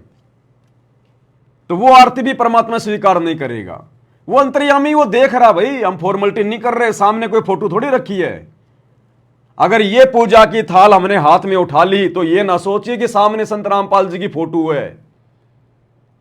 सतगुरु रामपाल जी साक्षात विराजमान है, साक्षात, वरना ये आरती हमारी सफल नहीं हो सकती। पांति पंच पोप कर पूजा, अगर गुरुदेव भगवान साक्षात सूक्ष्म रूप में आकर विराजमान ना हो तो ये आरती हमारी सफल नहीं हो सकती। ये फोटो के आगे थोड़ी कर रहे हैं हम, फोटो तो केवल एक माध्यम है ताकि हमारी याद बनी रहे। हम फोटो की पूजा नहीं कर रहे, हम मूर्ति पूजा नहीं कर रहे। मूर्ति केवल एक यादगार है। कबीरा दर्शन साधु का, मुख पर बसे सुहाग, दर्श उन्हीं को होते हैं जिनके पूर्ण भाग। हमने फोटो के आगे आरती नहीं लानी है, हमने ये देखना सामने मेरे गुरुदेव भगवान विराजमान है सूक्ष्म रूप में। अनंत कोटि ब्रह्मांडों के स्वामी, अनंत कोटि कलाओं के स्वामी, जितने मर्जी रूप बना ले गुरुदेव भगवान। गरीब सब पदवी के मूल हैं, सकल सिद्धि हैं तीर, और दास गरीब सतपुरुष भजो अविगत कला कबीर। ये काल 21 ब्रह्मांड का स्वामी 1000 कला का स्वामी है, भगवान है। ये 1000 रूप बना सकता है एक बार में। अक्सर पुरुष 10,000 कलाओं का स्वामी है, एक बार में वो 10,000 रूप बना सकता है। और ये सारी सृष्टि के मालिक सतगुरु रामपाल जी भगवान, ये कबीर देव अनंत कोटि कलाओं के स्वामी हैं, जितने चाहे उतने रूप बना ले परमात्मा। ये अपने सभी बच्चों के घरों पर जब ये आरती शुरू होती है या गुरुदेव भगवान को भोग लगाया जाता है, परमात्मा उस समय आकर विराजमान हो जाते हैं। अन्यथा ना तो हमारा भोग सफल हो सकता और ना हमारी ये 5 बत्ती वाली आरती सफल हो सकती। तो हमने कुछ नहीं ये सोचकर कि सामने गुरुदेव बैठे, उसके बाद चाहे किसी प्रधानमंत्री का फोन क्यों ना आ जाए, भैया बाद में तो बाद में, कोई डिस्टरबेंस नहीं किसी प्रकार का। घर में कोई मर रहा है, कोई पैदा हो रहा है, हमने देखना ही नहीं है। पैदा होने वाले को भी यही संभालेगा और मरने वाले को भी यही देखेगा। आरती के समय कुछ नहीं भाई, ये विशेष तौर पर ध्यान रखना, नहीं तो हम परमात्मा के दोषी बनेंगे। तो कल मेरी भी ढंग से आरती नहीं हो पाई और उनकी तो आरती ढंग से होनी कहीं थी, कहां थी। तो भाई और बहनों, ये बातें जो परमात्मा जो बुलवा रहे हैं ना, ये हमने इन बातों को गांठ बांध लेना है। भगवान नहीं बताएगा तुम्हें सारी बातें आके ये इस प्रकार से कि ये करो वो करो, ये करो वो करो। 10 साल से परमात्मा दास के माध्यम से ही अपना संदेशा दिलवा रहा है और यही करना पड़ेगा आने वाले समय में सबको अपनी भक्ति सफल करने के लिए। इन संदेशों को हल्के में मत लेना बिल्कुल भी, नहीं तो भक्ति सफल नहीं होगी, परमात्मा नाराज हो जाएगा। अरे किसी मुख्यमंत्री ने आपको मीटिंग में बुलाया है और आप 20 आदमी या जो 10 आदमी हैं मैन आप मुख्यमंत्री के सामने मीटिंग में बैठ गए। मीटिंग हो गई शुरू और मुख्यमंत्री उधर से आपको भाषण दे रहा है, आपको कुछ समझा रहा है, और उस मीटिंग में यदि कोई आदमी बीच में मोबाइल आ गया और उस मोबाइल को उठा के हाँ जी वो टेम्पो बुक हो गया, ठीक है जी हो गया, वो OTP आ गया ना, आ गया। सोचो मुख्यमंत्री का क्या रिएक्शन होगा। इतनी इंपॉर्टेंट मीटिंग चल रही है और बीच में आदमी मोबाइल से बातें कर रहा है, वो अपनी बेइज्जती समझता है मुख्यमंत्री कि इसको मेरा कोई डर ही नहीं है, इसको मेरी कोई जोहमल की वो चिंता ही नहीं है इसको, ये मुझे नॉर्मल आदमी समझ रहा है क्या। मैं यहां पर इतनी गहन मीटिंग कर रहा हूं, इतनी अच्छी बातें बता रहा हूं और ये बीच में, ये बिल्कुल ही सीरियस नहीं है, ये बीच में बात कर रहा है। उसी समय मीटिंग से बाहर कर देगा और अपने दिल से उतार देता वो मुख्यमंत्री उसको कि ये बड़ा निकम्मा आदमी है, इसको जरा भी इसको शर्म नहीं है। और भाई और बहनों, हमारे सामने कौन होते हैं जब हम आरती करते हैं परमात्मा की? मुख्यमंत्री। तो उनके आगे कुछ लगता भी नहीं है। 21 ब्रह्मांड का स्वामी ज्योति निरंजन ब्रह्मा विष्णु महेश 33 करोड़ देवी देवता उनके चरणों की धूल के बराबर भी नहीं है। हम उस मुख्यमंत्रियों के मुख्यमंत्री सतगुरु रामपाल जी भगवान की आरती उतारते हैं और यदि हम बीच में डिस्टर्ब करेंगे तो भगवान कुछ नहीं कहेगा, वो प्रकट होके नहीं कहेगा कि देख तू ये क्या कर रहा है, बीच में बात क्यों कर रहा है। वो तो लिखता रहता है, पॉइंट बनाता रहता है कि तूने इतनी गलतियां की, तूने गड़बड़ियां की। उसी हिसाब से फिर हमारे को फिर जो है वो रिजल्ट मिलेगा, तो हमें जो है परिणाम मिलेगा। तो बिल्कुल भी हमने ये मोबाइल वगैरह का यूज नहीं करना, कुछ नहीं। जब परमात्मा ने संध्या आरती में कह दिया कि प्रेम मगन होए आरती गावे, तो प्रेम मगन होने का मतलब क्या है? अपने गुरुजी में अपना प्यार, अपने गुरुजी के प्रति चिंतन मनन ध्यान। अरे इसीलिए तो भगवान ने शुरू करवाई आरतियां। ये आरती परमात्मा ने इसीलिए तो शुरू करवाई है ताकि मेरे बच्चों का ध्यान ना भटके, क्योंकि अब ये काल ध्यान भटकाएगा। समय बहुत नजदीक है महाविनाश का, प्राइम टाइम चल रहा है, तो हमारा ध्यान ना भटके उसके लिए तो गुरुदेव ने हमें यह विधि बताई, हमसे यह विधि लागू करवाई। और हम इसमें भी अगर मोबाइल पे बात करेंगे तो फिर कैसे हमारा, फिर बताओ जो है वो भला होगा? फिर कैसे हमसे भगवान प्रसन्न होगा? फिर तो हम हल्के में ले रहे भगवान को। तो ये हमने बिल्कुल भी नहीं करना है, बिल्कुल भी। तीसरी बात, मान लीजिए आपके घर में संध्या आरती शुरू हो गई और आप जी 5 मिनट बाद में आए, तो भैया अब नहीं चलेगा कि 5 मिनट बाद में आए, दंडवत प्रणाम किया और थाली लेके गुरुजी की आरती उतारने लग गए। भैया दोबारा से आरती करनी पड़ेगी शुरू से। भले आप आरती उतारो ना उतारो अकेले, वो आपकी मौज, आपकी अपनी मर्जी, लेकिन आरती बीच में नहीं चलेगी। अगर आरती करनी है तो बिल्कुल आरती में शुरू से ही गुरुदेव भगवान के जयकारे के साथ मंगलाचरण से ही आरती में खड़ा होना पड़ेगा। घर में आरती हो रही है, आप जी मतलब जो है 5 मिनट लेट आए, आपने देखा यहां तो आरती शुरू हो गई, आरती पहुंच गई जो है मतलब कि 56 नंबर पेज पे, ऐसी आरती अपरंपारा था के ब्रह्मा वेद उचारा, हाथ मुंह धोके तुम भी खड़े हो गए लेके भक्ति बोध। ये नहीं चलेगा, अब नहीं चलेगा बिल्कुल भी, बिल्कुल भी। जिस प्रकार कोई आदमी भूखा है और घर पर आया, आते ही उसने देखा कि भाई मेरा बेटा खाना खा रहा है, मेरी मां खाना खा रही है, मेरा बाप खाना खा रहा है, और बाप खाना खा चुका है, बस थोड़ी सी भूख है, हल्की सी, लास्ट का समय चल रहा उसका। क्या उस समय वो बेटा अपने बाप के पास में बैठ के खाना खाएगा कि ठीक है ये 2 टुकड़े बच रहे हैं बस मैं तो यही खा लूंगा? नई थाली लगवाएगा, नई थाली, कि मेरे को तो 4 रोटी चाहिए पूरी, तब जाके पेट भरेगा, सारा दिन का भूखा हूं। तो आरती फिर हमारी कैसे सफल होगी? हमें आरती की, भक्ति की भी उतनी भूख होनी चाहिए, उतनी प्यास होनी चाहिए। तो अब ये नहीं चलेगा, या तो शुरू से ही आरती करो या फिर नए सिरे से आरती होगी दोबारा से पूरी, बीच में आरती में शामिल नहीं हो सकते अब हम। और अब हमने सारे काम छोड़कर, देखो परमात्मा धीरे धीरे धीरे धीरे आगे बढ़ाएगा। परमात्मा ने हमारी सबसे पहले वो गंदी आदत छुड़वाई। हम गुरुजी की ऑडियो वीडियो लगा के आरती किया करते थे, काम धंधा करते रहते थे, माता बहनें अपनी सब्जी बनाती रहती थी, कोई अपनी झाड़ू निकाल रही है। फिर परमात्मा ने हम सत्सेवकों पे दया बख्शी, परमात्मा ने अपनी ऑडियो वीडियो से आरती जो है करवाना हमसे दूर किया। हम भक्ति बोध लेकर आरती करने लगे खड़े होके। अब जो ये पांति पंच पोप कर पूजा, देव निरंजन और न दूजा, ये फाइनल विधि है, फाइनल विधि। अब भैया कोई काम नहीं, अपना काम या तो पहले करो या अपना काम बाद में करो, आधा 1 घंटे में कुछ नहीं बिगड़ने वाला। या तो सब्जी रोटी अपनी पहले बनाओ या फिर सब्जी रोटी बाद में बनाओ। तीनों समय की आरती के समय कोई काम धंधा नहीं, कोई झाड़ू पोछा नहीं, कोई सब्जी पूरी नहीं। आरती तो आरती, सबसे पहले भक्ति, प्रथम काम भक्ति, दूसरा काम दूसरा। अब नहीं चलेगा बिल्कुल भी, ये ध्यान रखना स्पेशल। तीसरी चीज, आप जी आरती कर रहे हैं और आरती के बीच में अगर कोई आपका भगत भाई आ गया या कोई रिश्तेदार आ गया, आपने उसकी तरफ देखना नहीं है, पीछे मुड़ के, सामने भगवान बैठा है और किसको देखेगा? भगवान के अलावा उससे ज्यादा महत्व किसी को नहीं। उससे मिलना है, कुछ भी करना है आरती के बाद में। आप जी तो आरती उतार रहे हो, पहली आरती हरि दरबारे, तेज पुंज जा प्राण उदारे। पीछे से कोई भगत जी आ गए, सत्साहेब भगत जी, सत्साहेब सत्साहेब सत्साहेब सत्साहेब, पहली आरती हरि दरबारे, सत्साहेब सत्साहेब। ये नहीं चलेगा, अब ये नौटंकी नहीं चलेगी बिल्कुल भी।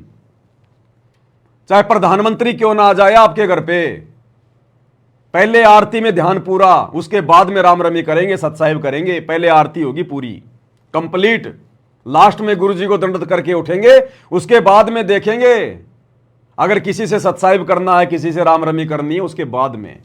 आरती के बीच में कौन आ रहा है, कौन जा रहा है, कोई रिश्तेदार है, कोई भगत भाई है, कुछ भी है, चाहे ब्रह्मा विष्णु महेश आके बैठ जाओ आपके घर पे, गुरुजी की आरती खत्म होने के बाद में उनकी तरफ देखना है।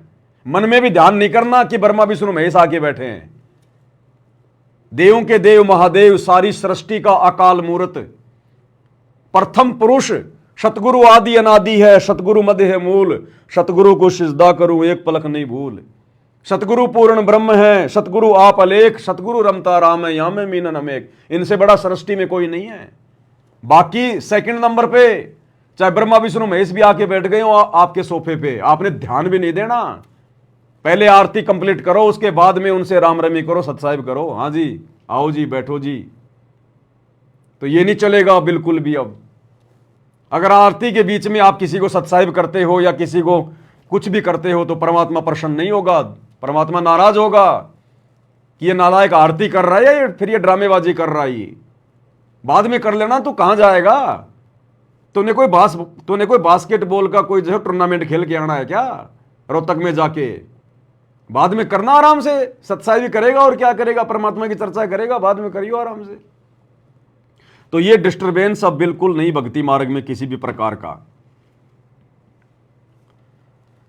इसके बाद भाई और बहनों, कुछ एक भाई बहनों की छोटी छोटी शंकाएं आई हैं। भगत जी, अब हम जो 5 ज्योतियों के साथ में आरती कर रहे हैं परमपिता परमेश्वर जी की, तो क्या हमने सुबह नहाना जरूरी है? देखो भगत जी, ऐसा है, अगर नहा सको तो बहुत अच्छी बात है। पहले हम इन पत्थरों की पूजा किया करते थे, मंदिरों में जा जाके पूजा करते थे। जब तक नहाते नहीं थे हमें अंदर से संतुष्टि नहीं होती थी।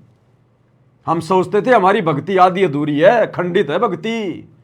पत्थरों के आगे आरती उतारने जाते थे या कोई पूजा पाठ हम जो है वो करने के लिए जाते थे या अपने घर पे करते थे, अपने मंदिर में, तो नहाना तो हमारा सबसे पहला काम था। और नए कपड़े पहना करते थे, नए कपड़े, जबकि वहां तो हमें कोई देखने वाला भी नहीं था। ना वो देवी देवता हमें कुछ देखने वाले थे, ना हमें कुछ वो देने वाले थे। उनका भी इतना डर, उनके प्रति हमारे मन में इतनी श्रद्धा, बिना नहाए बिना आरती नहीं करनी, नए कपड़े पहनते थे। अब भैया नए कपड़े पहनने की जरूरत नहीं है, लेकिन कम से कम नहाना तो जरूरी समझो। कम से कम अब हम भगवान की आरती कर रहे हैं, भगवान की। गुरु मानुष कर जानते वो नर कहिए अंध, वह दुखी संसार में आ गए यम के फंद। हालांकि परमात्मा कहते हैं नहाए धोए क्या होए जो मन का मैल न जाए, और मछली सदा जल में रहे पर शरीर की बांस न जाए। लेकिन अब हमें पता चल गया भगवान है, नहाएंगे आलस से नहीं आएंगे, शरीर थोड़ा जो है वो तरोताजा रहेगा, उबासी वगैरह नहीं आएगी, ध्यान नहीं भटकेगा, एक मतलब जो है संतुष्टि रहेगी कि मैं फ्रेश हूं। हाँ, किसी कारण से ना पाओ कोई दिन तो कोई बात नहीं है, कोई नियम नहीं है कि आपने रोजाना नहाना ही पड़ेगा। इस भक्ति मार्ग में ऐसा ये कोई नियम नहीं है। यदि आप रात्रि में, यदि आप शारीरिक संबंध में रहे हैं, यदि आपने जो अमल की कोई पत्नी मिलन किया है या कोई जो अमल की पुरुष मिलन किया है, शारीरिक संबंध बनाए हैं, तो भैया नहाना जरूरी है और नए कपड़े पहनने भी जरूरी हैं। यदि आपको शोपन दोष हो जाता है, नाइट फेल हो जाती है, माता बहनें यदि जो अमल की पीरियड में है, माहवारी है, तो फिर आपको नहाना भी जरूरी है और नए कपड़े भी पहनना जरूरी है। और यदि आप सामान्य हैं, कोई दिक्कत नहीं है, विषय वासनाओं के चक्कर में नहीं पड़े आप रात्रि में, तो फिर कोई दिक्कत नहीं। आप जी हाथ मुंह धो के भी अच्छे से आप जी परमात्मा की आरती कर सकते हैं, उसमें दिक्कत नहीं है। तो इन चीजों का हमने विशेष तौर पर ध्यान रखना है। भगत जी, अब हम परमात्मा की 5 ज्योतियों के साथ में आरती उतार रहे हैं। अगर हम कभी कभार अपने किसी काम से अगर अपने घर से बाहर चले जाएं, 1 दिन के लिए, 2 दिन के लिए, क्योंकि हमें जाना भी पड़ता है, तो फिर वहां हम ज्योति के साथ में कैसे आरती करेंगे? भाई, ऐसी विशेष परिस्थितियों में ज्योति जलाकर आरती करना कोई जरूरी नहीं है। यदि आप घर पर हैं, सामान्य स्थिति में हैं, तो हमने रोजाना अपने परमात्मा की 5 ज्योतियों के साथ में आरती उतारनी है सुबह शाम की।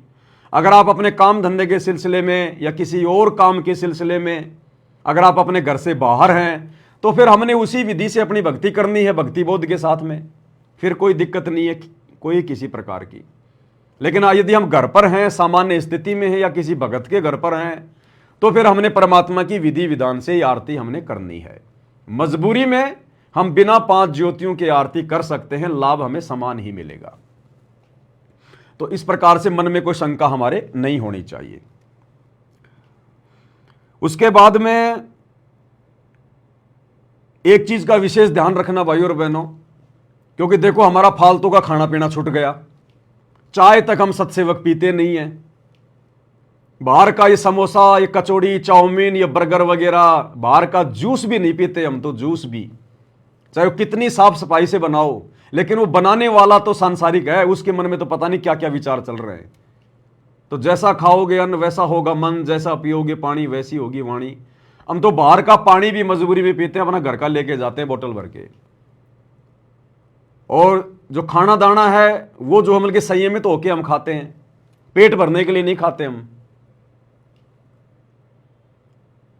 तो आरती के समय भगत भाई बहन ये कोशिश करें कि जो मतलब गैस वगैरह ना छोड़ें, पाद वगैरह ना मारे भाई बहन।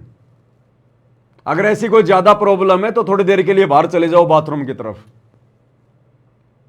क्योंकि दूसरे भाई बहन भी जो है मतलब की बदबू आएगी तो फिर बेचारे परेशान होंगे, उनका जो मतलब की ध्यान भटकेगा उनका। तो आरती के समय अपने शरीर से गैस वगैरह ना छोड़ें। देखो परमात्मा ने पहले से हमारे को उसी हिसाब से जो की तैयार किया है। अरे गैस क्यों आएगी फालतू की? जब बाहर का खाना खाएंगे, समोसे कचौरी बर्गर फलाना दिखना, मन में आया वही खा लिया, वही देख लिया, तो ये समस्या आएगी।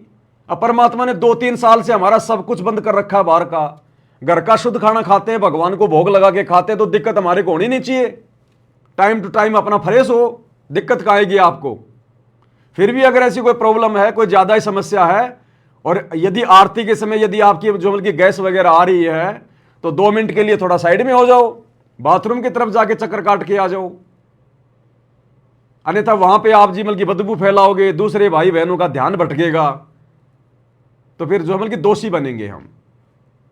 तो हमने कोशिश करनी है, ये आरती के समय हमने गैस वगैरह बिल्कुल भी नहीं छोड़नी है, ध्यान रखना है इस बात का। इसके अलावा एक भगत की छोटी सी शंका थी, मुझे ऑडियो भेजी थी उन्होंने, ऑडियो तो मैं ध्यान नहीं कहाँ है वो।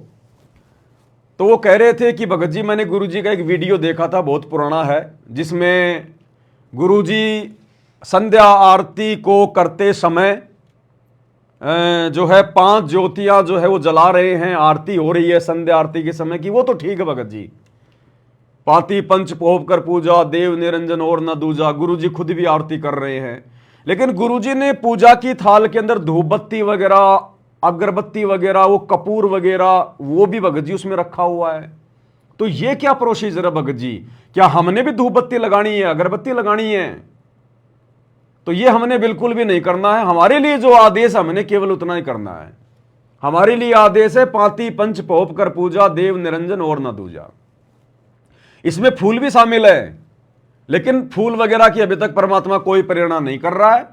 इसलिए जब तक परमात्मा प्रेरणा ना करे, जब तक विधिवत संगत में कोई संदेशा ना आए, तब तक भाई बहनों ने ये फूल वाली प्रोसीजर शुरू नहीं करनी है, ध्यान रखना।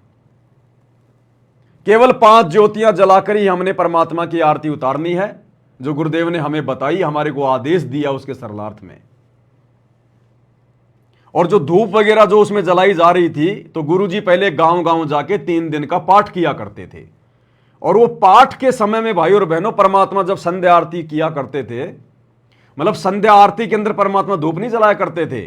वो जो वीडियो है वो परमात्मा को भोग लगाया जा रहा है। भोग लगाते समय जो बीच में जो आता है ना, ये पाती पंच पोप कर पूजा, देव निरंजन और न दूजा, वो उस समय उसमें धूप रखी जाती है, उसमें तो सुपारी भी रखी जाती है, उसमें 1.25 रुपया भी रखा जाता है उसके मटके के ऊपर, कलश के ऊपर। तो हमने ये सब कुछ नहीं करना। वो तो 3 दिन का जो पाठ प्रकाश होता है आदरणीय गरीबदास जी महाराज जी की 24,000 वाणियों का, जो कि 48 घंटे में जाके समाप्त होता है, वो उस पाठ प्रकाश की अपनी कोई प्रोसीजर है। तो हम कोई पाठ प्रकाश नहीं कर रहे वो वाला 3 दिन वाला, कर तो हम भी जो कि पाठ ही रहे हैं। इस पुस्तक को पढ़ना पाठ ही होता है, लेकिन ये हमें परमात्मा ने आरतियों के रूप में कुछ वाणियां निकाल के दी हैं। और एक होता 3 दिन का पाठ पूरा, वो गरीबदास जी का जो है वो सदग्रंथ साहिब को आगे रख के जो है वो किया जाता है, वो नहीं। वो पाठ प्रकाश के समय की प्रोसीजर है। धूप बत्ती, अगरबत्ती, सुपारी वगैरह रखना, 1.25 रुपया रखना, वो पाठ प्रकाश के समय की प्रोसीजर है। हमारे लिए गुरुदेव का केवल इतना ही आदेश है, हमने केवल यही करना है। उसके बाद में एक भाई की शंका आई कि भगत जी आपने वीडियो बनाया था, पाती पंच पोप कर पूजा, देव निरंजन और न दूजा, और फिर आपने गुरुजी का वीडियो दिखाया था कि देखो भाई सतगुरु रामपाल जी भी 5 बत्तियां जला के और ये आरती कर रहे हैं, हम तो अपने गुरुजी से सीखेंगे।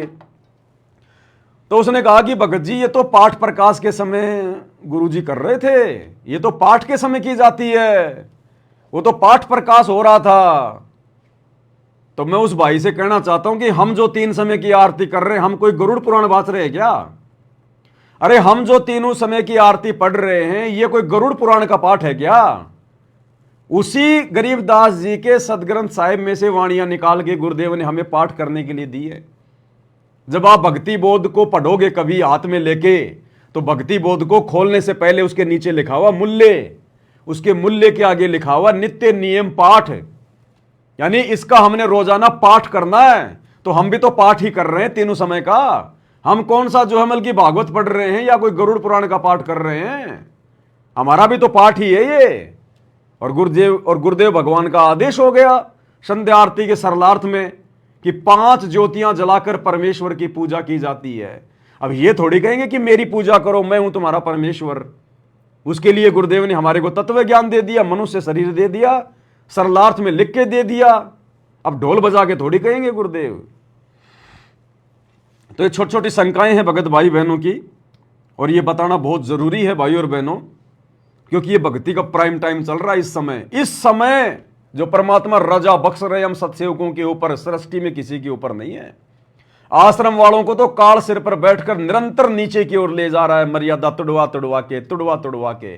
उन भाई बहनों का कोई आचरण ठीक नहीं है, कोई उनकी मर्यादा ठीक नहीं है, कोई उनका दीन धर्म ठीक नहीं है। खाली नाम के भगत हैं कि हम संत रामपाल जी के भगत हैं, बाकी मर्यादा किसी की नहीं है, एक की भी ज्ञान आधार नहीं है बिल्कुल भी।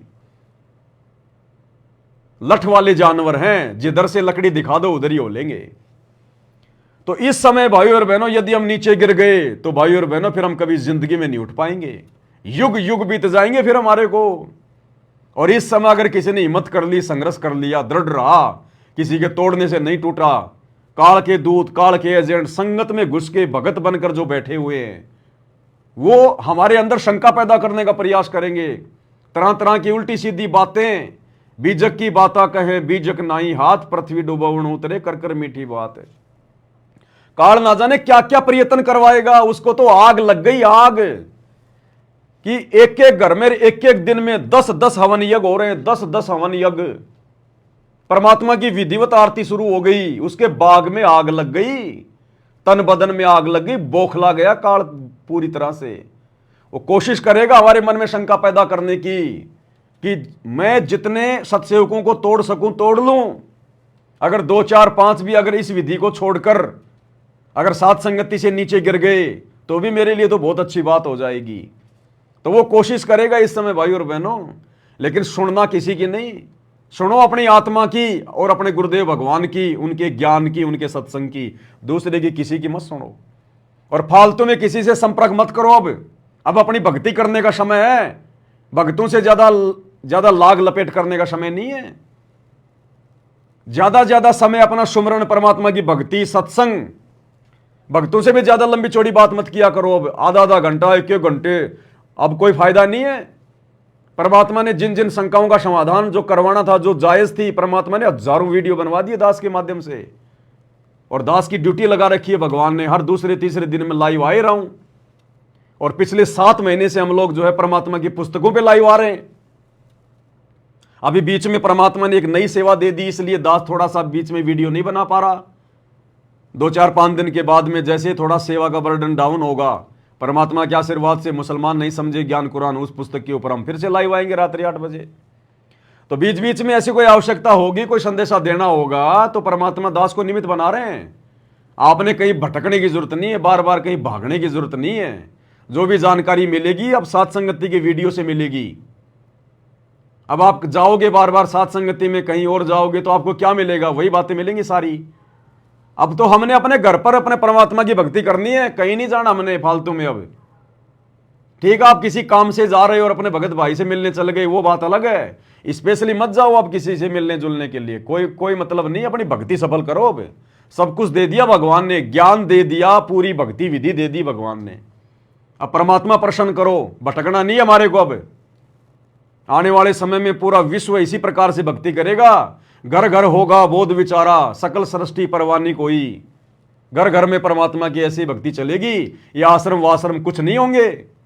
ये तो फालतू में काल भक्तों का समय बर्बाद करवा रहा है, भक्तों का पैसा बर्बाद करवा रहा है। इन पत्थरों में आश्रम जम की बनवा के दिन रात लग रहे हैं भगत। सीतापुर में आश्रम खुल रहा है, धवली में आश्रम खुल रहा है, महाराष्ट्र में खुल रहा है, पत्थरों में सिर मार रहे हैं सारा दिन वो। और यहां देखो भगवान हमारे से कैसे भक्ति करवा रहे हैं। तो हमने भक्ति करनी, आने वाले समय में ऐसी भक्ति होगी। आश्रमों की भक्ति नहीं है ये। आश्रम की जरूरत तो केवल हमारे गुरुदेव भगवान को केवल इसलिए पड़ी ताकि एक बार अपने बच्चों को बैठा के ज्ञान समझा दूं, या प्रमाण वगैरह में सारे जो मतलब दिखा दूं। ये डीवीडी बन जाए, सीडी बन जाए, उसके बाद फिर ये सोशल मीडिया क्यों दिए गुरुजी ने? ये टीवी, रेडियो, इंटरनेट, मोबाइल क्यों दिए गुरुजी ने?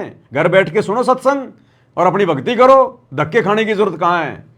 तो गुरुदेव के सतलोक जाने के बाद में कोई आश्रम नहीं, कुछ नहीं, अपने घर बैठ के इसी प्रकार से भक्ति होगी। उसी की तो प्रोसीजर परमात्मा ने शुरू करवाई है सात संगतियों के माध्यम से। आज हम सात संगत वाले पिछले 8-10 साल से कहीं नहीं जा रहे, ना किसी आश्रम में धक्के खाने जाते, ना किसी नामदान सेंटर पे जाते हम धक्के खाने, और कोई परमात्मा हमारी मर्यादा नहीं टूटने देता, और बढ़िया परमात्मा हमारे साथ में रहता है, बढ़िया हमारी भक्ति हो रही है।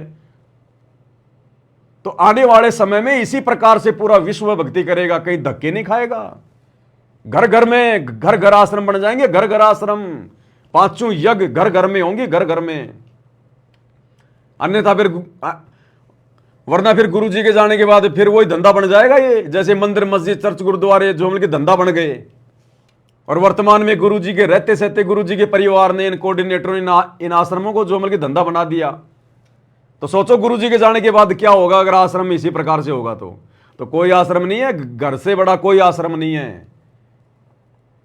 आज हम वो फायदा इन आश्रमों में जाके नहीं उठा सकते जो फायदा हम अपने घर पर भक्ति करके उठा रहे हैं। तो यही प्रोसीजर चलेगी आने वाले समय में। तो अब किसी की मत सुनो, आगे पीछे मत देखो, बिल्कुल भी, बिल्कुल नहीं देखना। केवल अपने भगवान को देख के चलना है, अपनी आत्मा के कल्याण को देख के चलना है। मर्यादा ना टूट जाए, गुरुजी किसी भी पॉइंट पे नाराज ना हो जाए, बस इस बात का विशेष तौर पर ध्यान रखना है। हमने भक्तों को देखना, ना हमने समाज को देखना। भक्तों तक भी केवल इतना ही लगाव रखो कि जिससे हमारा समय ज्यादा बर्बाद ना हो। अगर भक्तों में भी आपस में अगर हमारा प्यार मोह हो गया, लगाव अगर हद से ज्यादा हो गया, हम फंस जाएंगे ये पे, ये देखा देखी हो जाएगी, फिर लोक लाज में आ जाएंगे फिर। तो भक्तों की यारी दोस्ती अलग और परमात्मा वाली अलग, ध्यान रखना इस बात का। इसके अलावा जूली बहन की एक ऑडियो आई है, सुन लेते हैं परमात्मा जी के आशीर्वाद से। एक इन्होंने मुझे सुबह भेजी थी, एक अभी शाम को आई है। शाम की मैंने सुनी नहीं है, साथ साथ सुनेंगे। एक पहले आई हुई है, उसको सुन लेते हैं क्या कुछ कहा है।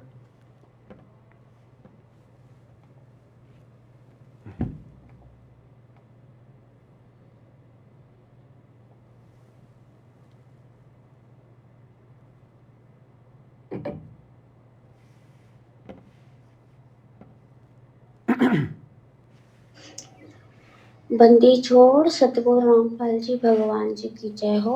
जय हो बंदी छोड़ की लौट कोनी और की। सत्या भाई जी, दासी सुबह परमात्मा जी को छोटी भोग आरती के साथ में भोग लगा रही थी, तो परमात्मा जी ने दिखाया, दासी को मालिक ने दिखाया, दासी बैठी चरणों में परमात्मा जी कह रहे हैं, जो एक बहन ने कल आपसे सवाल किया था ना कि हम वो आरती ले सकते हैं या नहीं, तो परमात्मा कह रहे थे कि नहीं, ऐसे हमें आरती नहीं लेनी। परमात्मा जी कह रहे थे जैसे जगत में काल की पूजा लोग करते थे, तब आरती लिया करते थे, वहां तो वो तुम्हें आशीर्वाद नहीं दे रहा ना, इसलिए तुम आरती लिया करते थे। क्या संदेशा दिया गुरुदेव भगवान ने? भाई और बहनों, ये ज्ञान आधारित संदेश हैं, ये परमात्मा की तरफ से आ रहे हैं। ये ना सोचना कि जूली बहन बना बना के भेज रही है। ये बातें मुझ पवन दास के दिमाग में भी नहीं होती हैं, जो परमात्मा जूली बहन के माध्यम से दास तक जो भिजवा रहे हैं। ये ना सोचना कि वो अपनी तरफ से बना बना के भेज रही है। परमात्मा दया करता है तब जाकर ये बुद्धि खुलती है। सो छल छिद्र मैं करूं अपने जन के काज, ना जाने परमात्मा किसको निमित्त बना ले। 650 साल पहले उन पंडितों के भंडारे में उस समय परमात्मा के 64 लाख भगत थे। परमात्मा ने झोटा राम को निमित्त बनाया वेद मंत्र बुलाने के लिए। अपने भक्तों को भी निमित्त बना सकते थे ना, लेकिन उसको जानवर को बनाया निमित्त। तो ये ना सोचना परमात्मा किसी को भी खड़ा करके अपना कोई भी काम करवा सकता है। तो ये संदेश परमात्मा की तरफ से हैं, जूली बहन की केवल आवाज है, ध्यान रखना इन बातों का। तो क्या कह रहे हैं गुरुदेव भगवान की, पहले हम जगत में जब आरती किया करते थे मंदिरों में या फिर अपने घर पर किया करते थे, तो हम लोग यूं आरती लिया करते थे, फिर यूं अपने सिर पे लिया करते थे यूं, या फिर बहुत सारे भाई बहन यूं करते हैं अपने घर की तरफ, यूं ले फुश फुश उधर चली जा जा जा, घूम जा सारे घर में, तो पहले यूं किया करते थे, ये नहीं करना हमने, ये पाखंड है, ढोंग है, कोई लेना देना नहीं है इसका। तो गुरुदेव ने क्या कहा जूली बहन के माध्यम से कि वो बेचारे इसलिए यूं किया करते थे, यूं आशीर्वाद खुद अपने हाथों से लिया करते थे। क्यों? क्योंकि वो देवता उनके, वो पत्थरों के, उनके भगवान वो पत्थरों के, ना चले ना बोले ना कोई हाथ उठावे, तो उनको आशीर्वाद नहीं मिलता था उन देवताओं की तरफ से, उस पूजा पाठ से, उन मंदिरों में। इसलिए बेचारे मजबूरी में अपने हाथों से आशीर्वाद लिया करते थे कि ये देवता तो हाथ उठा ही नहीं रहे, ये देवता तो कभी आशीर्वाद देते नहीं, काम हमारे सारे बिगड़ते जा रहे हैं, खुद ही ले लो। अब यहां तो परमात्मा छप्पर फाड़ के आशीर्वाद दे रहा है, मैं छप्पर फाड़ के, ये सूक्ष्म भक्ति है, सत भक्ति। तो अब हमने अपने हाथों से आरती लेने की जरूरत नहीं है, और ना अपने घर में फैलाने की जरूरत नहीं है कि जा फैल जा, चारों तरफ फैल जा घर में। अब ये ड्रामेबाजियां करने की जरूरत नहीं है, हमने सिंपल तरीके से परमेश्वर की आरती उतारनी है।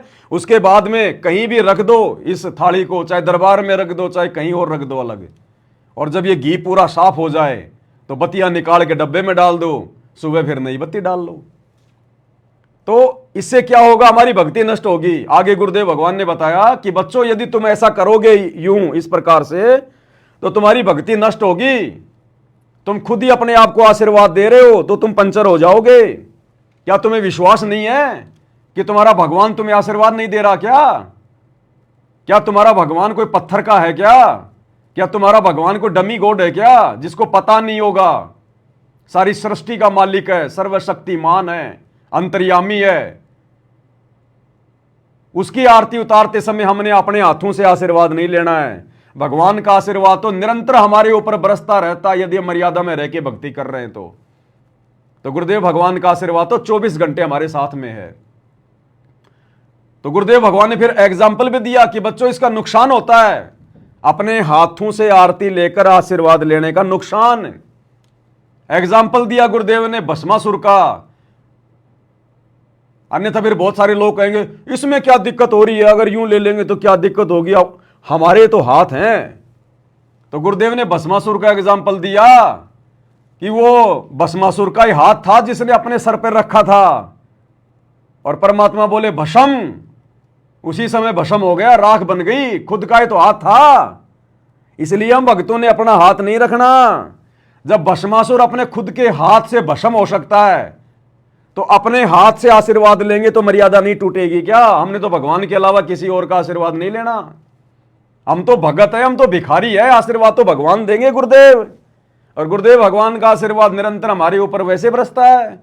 तो अब हमने ये नहीं करना, छोड़ देना पछलियों की रीत सतगुरु उतारेंगे। ये पहले वालों की ये परंपराएं हैं, ये रीतियां हैं बिना ज्ञान के। जिसने जैसा बता दिया, हमारे दादा परदादा बेचारे अनपढ़ बुजुर्ग वैसा ही करने लग जाया करते थे।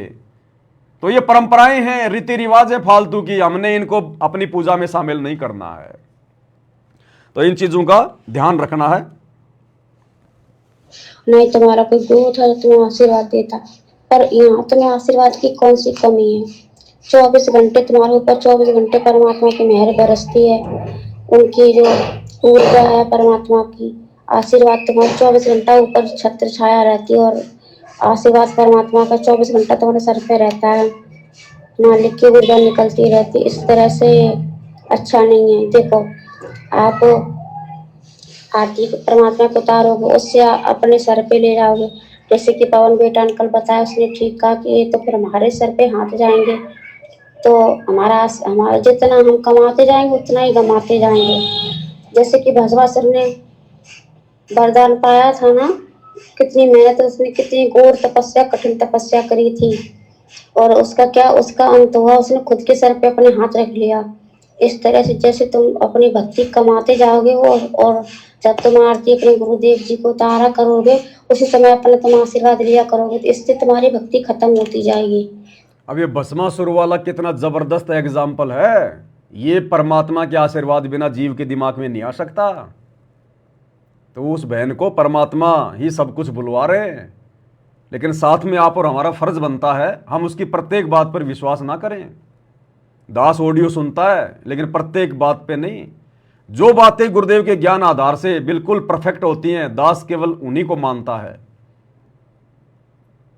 हमने बिल्कुल अंधा होके विश्वास नहीं करना, भले परमात्मा ही बुलवा रहे हैं, अंधा होके नहीं। अंधा होके बैठ जाएंगे तो बीच में फिर गलतियां हजार कर जाएंगे।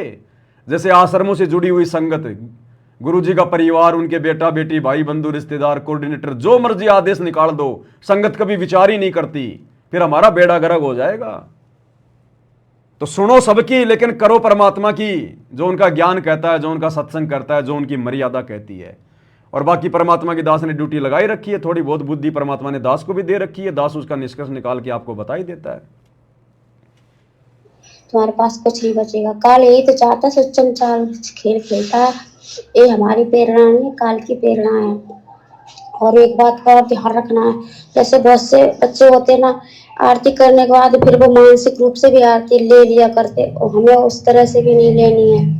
और कोई आगे सर झुका देता है, परमात्मा के चरणों में सर झुके तो ठीक है, पर आशीर्वाद के लिए झुके कि मतलब हम इससे झुके।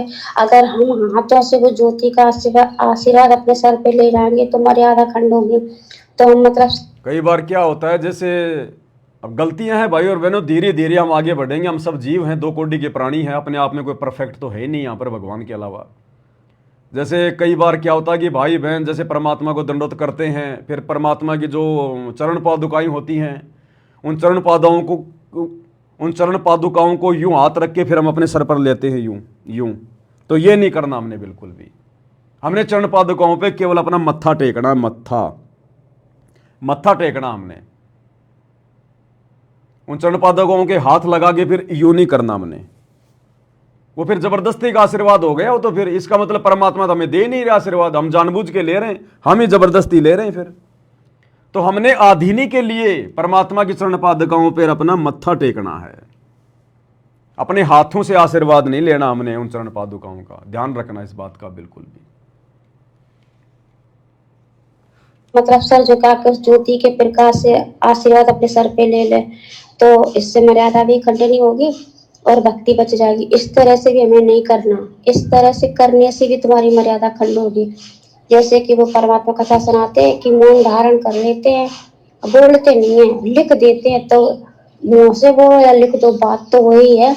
इसी तरह से अगर तुम झुक के और आरती लेने की कोशिश करोगे तो मन में तुम्हारे ये दोष आएगा कि मतलब आरती ले रहे, तुम्हारे दंडवत प्रणाम करने के उद्देश्य से सर नहीं झुकेगा मालिक के चरणों में। तुम्हारे इस उद्देश्य से सर झुकेगा कि हम परमात्मा की ज्योति की जो आरती है ना, उसे अपने आशीर्वाद रूप में अपने सर पे ले ले। इस तरह से गलती नहीं करनी है। तुम्हारे गुरु जी के आशीर्वाद की कमी छोड़ रहे हैं, तुम इस तरह से करोगे ये नहीं चलेगा। काल के पुजारी तो काल तो कुछ नहीं देता, काल तो खाली है, पर तुम्हारे गुरु भगवान ने कोई कमी भी नहीं छोड़ी है। और एक बात का और ध्यान रखना, छोटे छोटे बच्चे होते हैं, उनकी माताएं क्या करती हैं, आरती कर रही हैं, आरती करते समय क्या पता उनको ही सर झुका दे बच्चे को कि परमात्मा ने इसे आशीर्वाद दो। इस तरह से भी इन्हें नहीं बोलना कि इसे आशीर्वाद दो, क्यों, परमात्मा का क्या। बहुत अच्छा पॉइंट है। माता बहनें अपने छोटे छोटे बच्चों को परमात्मा के आगे उनके जमल की झुका देती हैं। झुकाना ठीक है, कोई दिक्कत नहीं है। परमात्मा को छोटे बच्चे को दंडोत करवाना, उसको सिखाना, कोई दिक्कत नहीं है। लेकिन हमने ये नहीं बोलना कि परमात्मा अपने बच्चे को आशीर्वाद दो। फिर हम तो अपने गुरुजी को आदेश दे रहे हैं। क्या गुरुजी को नहीं पता कि मैंने इसको आशीर्वाद देना कि नहीं देना है? हमने नहीं बोलना कि परमात्मा अपने बच्चे को भी आशीर्वाद दो, अपने बच्चे का भी ध्यान रखना। जो फॉर्मेलिटी है वो पूरी करो, बच्चे को दंडोत करना सिखाओ। बाकी सामने भगवान बैठा है, अंतर्यामी परमात्मा है, उसको सब पता है किसको क्या देना और कब देना है। तो ये गलती भी हमने नहीं करनी बोलकर कि गुरुजी अपने बच्चे को आशीर्वाद दो। ये गलती नहीं करनी हमने। सामने भगवान है, भगवान परमात्मा पत्थर नहीं है, जानी जान अंतर्यामी, सब कुछ जानता है, असंख्य युगों की जानता, आगे की जानता है। तो ये गलतियां भी हमने नहीं करनी है। क्या पता नहीं है कि किसे आशीर्वाद देना है, किसे नहीं देना। जो परमात्मा भक्ति करेगा परमात्मा उसे आशीर्वाद देंगे। परमात्मा तो सबको देते। हमें इस तरह से भी नहीं बोलना कि परमात्मा या आपके बच्चे ने भी अपना आशीर्वाद दो, नहीं, परमात्मा को सब पता है। इस तरह से भी भक्ति खत्म होती है। और ना ही बच्चे को सर झुकाना, अगर झुकाना भी है परमात्मा के चरणों में तो इस आपका से एक उद्देश्य हो कि परमात्मा के चरणों में दंडवत प्रणाम करने के मकसद से हम झुका रहे हैं, ना कि हम आशीर्वाद के मकसद से कि जो हमने ज्योति जला के भी आशीर्वाद परमात्मा जी की आरती उतारी है उसका आशीर्वाद हमें मिल जाए। उसका तो 24 घंटे तुम्हारे ऊपर आशीर्वाद बरस रहा है, फिर अलग से क्या जरूरत लेने की। इस तरह की गलतियां भक्ति मार्ग में नहीं करनी है और आगे से ध्यान रखना। बहुत छोटी छोटी बातों काल कुछ भी कर सकता है हमारे साथ में। तुम्हें लगेगा कि परमात्मा कर रहा है, इस तरह से सब नहीं करना चाहिए। परमात्मा जी ऐसे बता रहे थे, आप परमात्मा जी के चरणों में बैठे और परमात्मा जी आपसे भी कह रहे बेटा ने अच्छे से और समझा देना। बहुत बोली संघर्ष है, हर किसी के इतनी जल्दी समझ में नहीं आता। ये काल बहुत चालबाज है, बहुत धोखेबाज। आपके गुरु जी को नहीं जब प्रथम बार आया था तो उससे कैसे वचन भरवा लिया था, फिर कह रहा था जाओ जोग जीत संसारा, कहना वचन कहना मान। अरे दासी सबसे जबरदस्त क्रिया है भक्ति मार्ग, जो अभी तुम्हें 5 ही पाती पंच पोप कर पूजा देव निरंजन और नदिरस पर जो चल रही है ना क्रिया, जरा से भी ढील नहीं करनी, ना किसी की बातों में आना, बहुत सोच समझ के कदम बढ़ाना, क्योंकि काल हर कोशिश करेगा इस तरह से तुम्हें तोड़ने की। हम बार बार तुमको ये संदेशा दिलवा रहे और कह रहे हैं ताकि तुम सतर्क रहो। ये क्रिया हल्के मत ले लेना बेटा, हल्के में नहीं है क्रिया। और जो जब जब जब जब जब भूल पड़े पुस्तक पर जो उठा रहे ना, परमात्मा कह रहे हमने कॉमन सेंस के लिए 2 जगह पे लिखा कि हमारे बच्चे समझ जाएंगे और ना समझ वाले वो उसी चक्कर में पड़े रहेंगे, काल की पूजा में पड़े रहेंगे। उनको कभी समझ में नहीं आएगा, ना उनको ये समझ में आएगा कि हमारे गुरु जी क्यों ये आरती किया करते थे। उनके पास बुद्धि नहीं, उनके तो गोबर भरा पड़ा है। और हमारे वो जो बच्चे हीरे मोती थे वो समझ गए, और जो भगोले हैं तो वो तो कीड़े खाते रहे। भगोले मैनेजमेंट वालों को बता रहा जो मतलब सवाल जवाब कर रहे हैं, और जब जब बोल पड़े पुस्तक पर पढ़े रहेंगे। परमात्मा कहते तुम्हारे भगवान परीक्षा लेने के लिए एक शब्द को 2 जगह लिख देते हैं अलग अलग।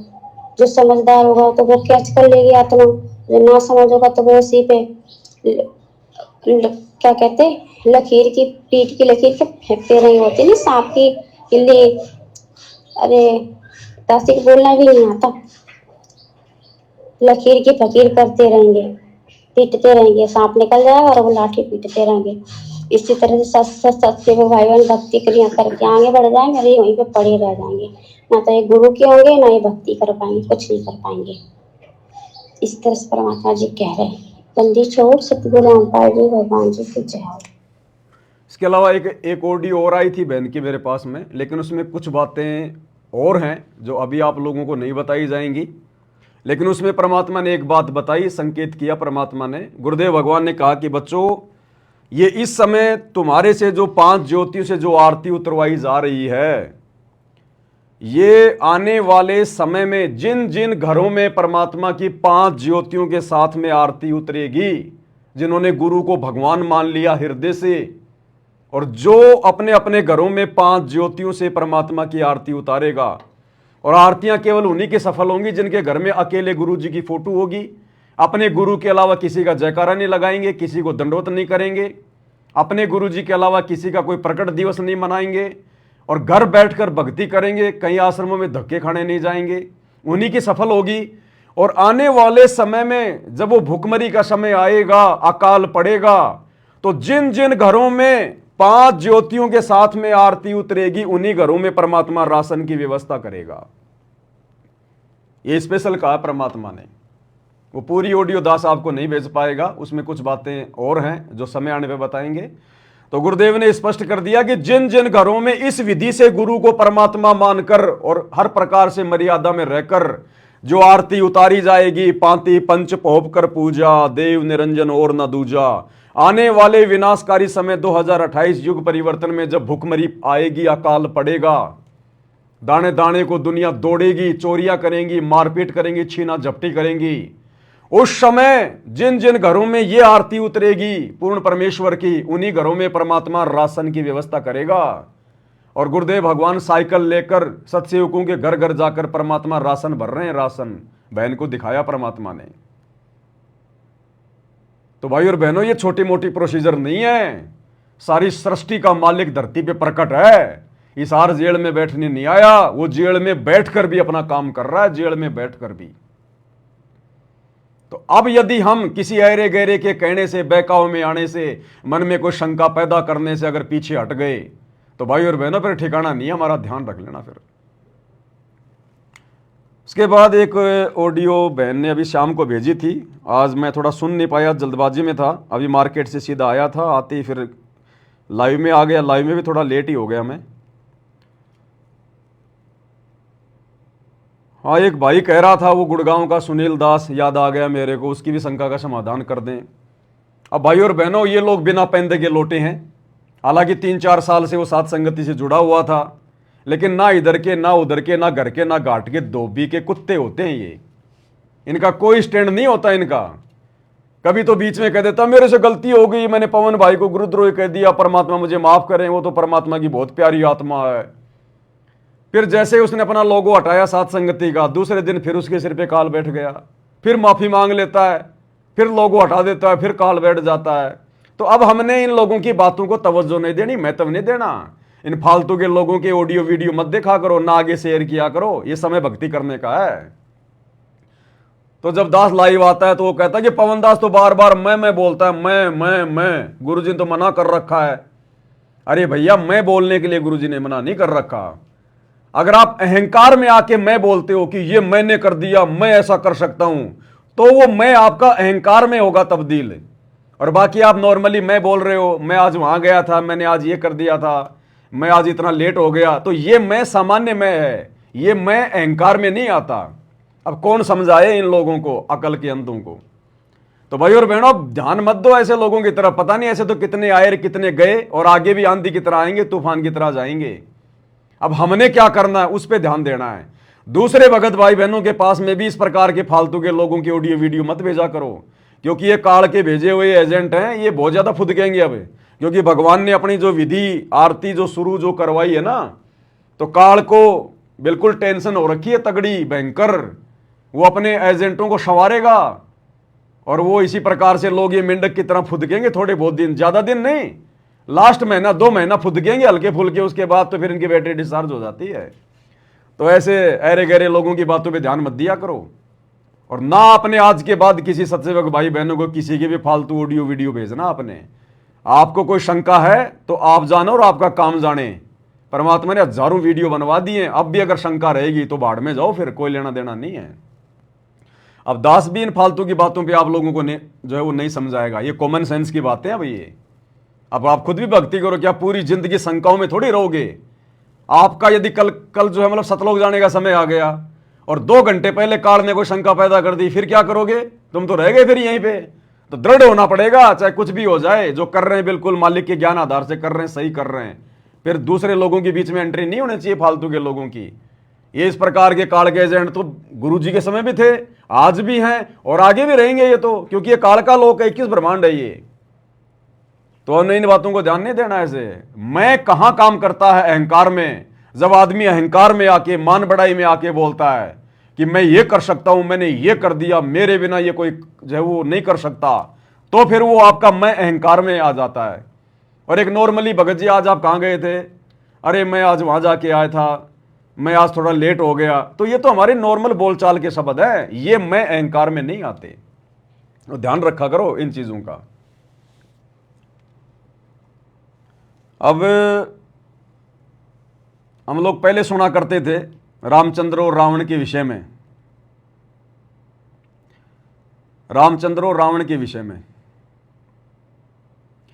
तो जब रामचंद्र जी रावण पर विजय प्राप्त करके अयोध्या में आए तो लोगों ने उनको बधाइयां दी और कहा जी आपने रावण मार दिया, आपने रावण मार दिया, आपने रावण मार दिया।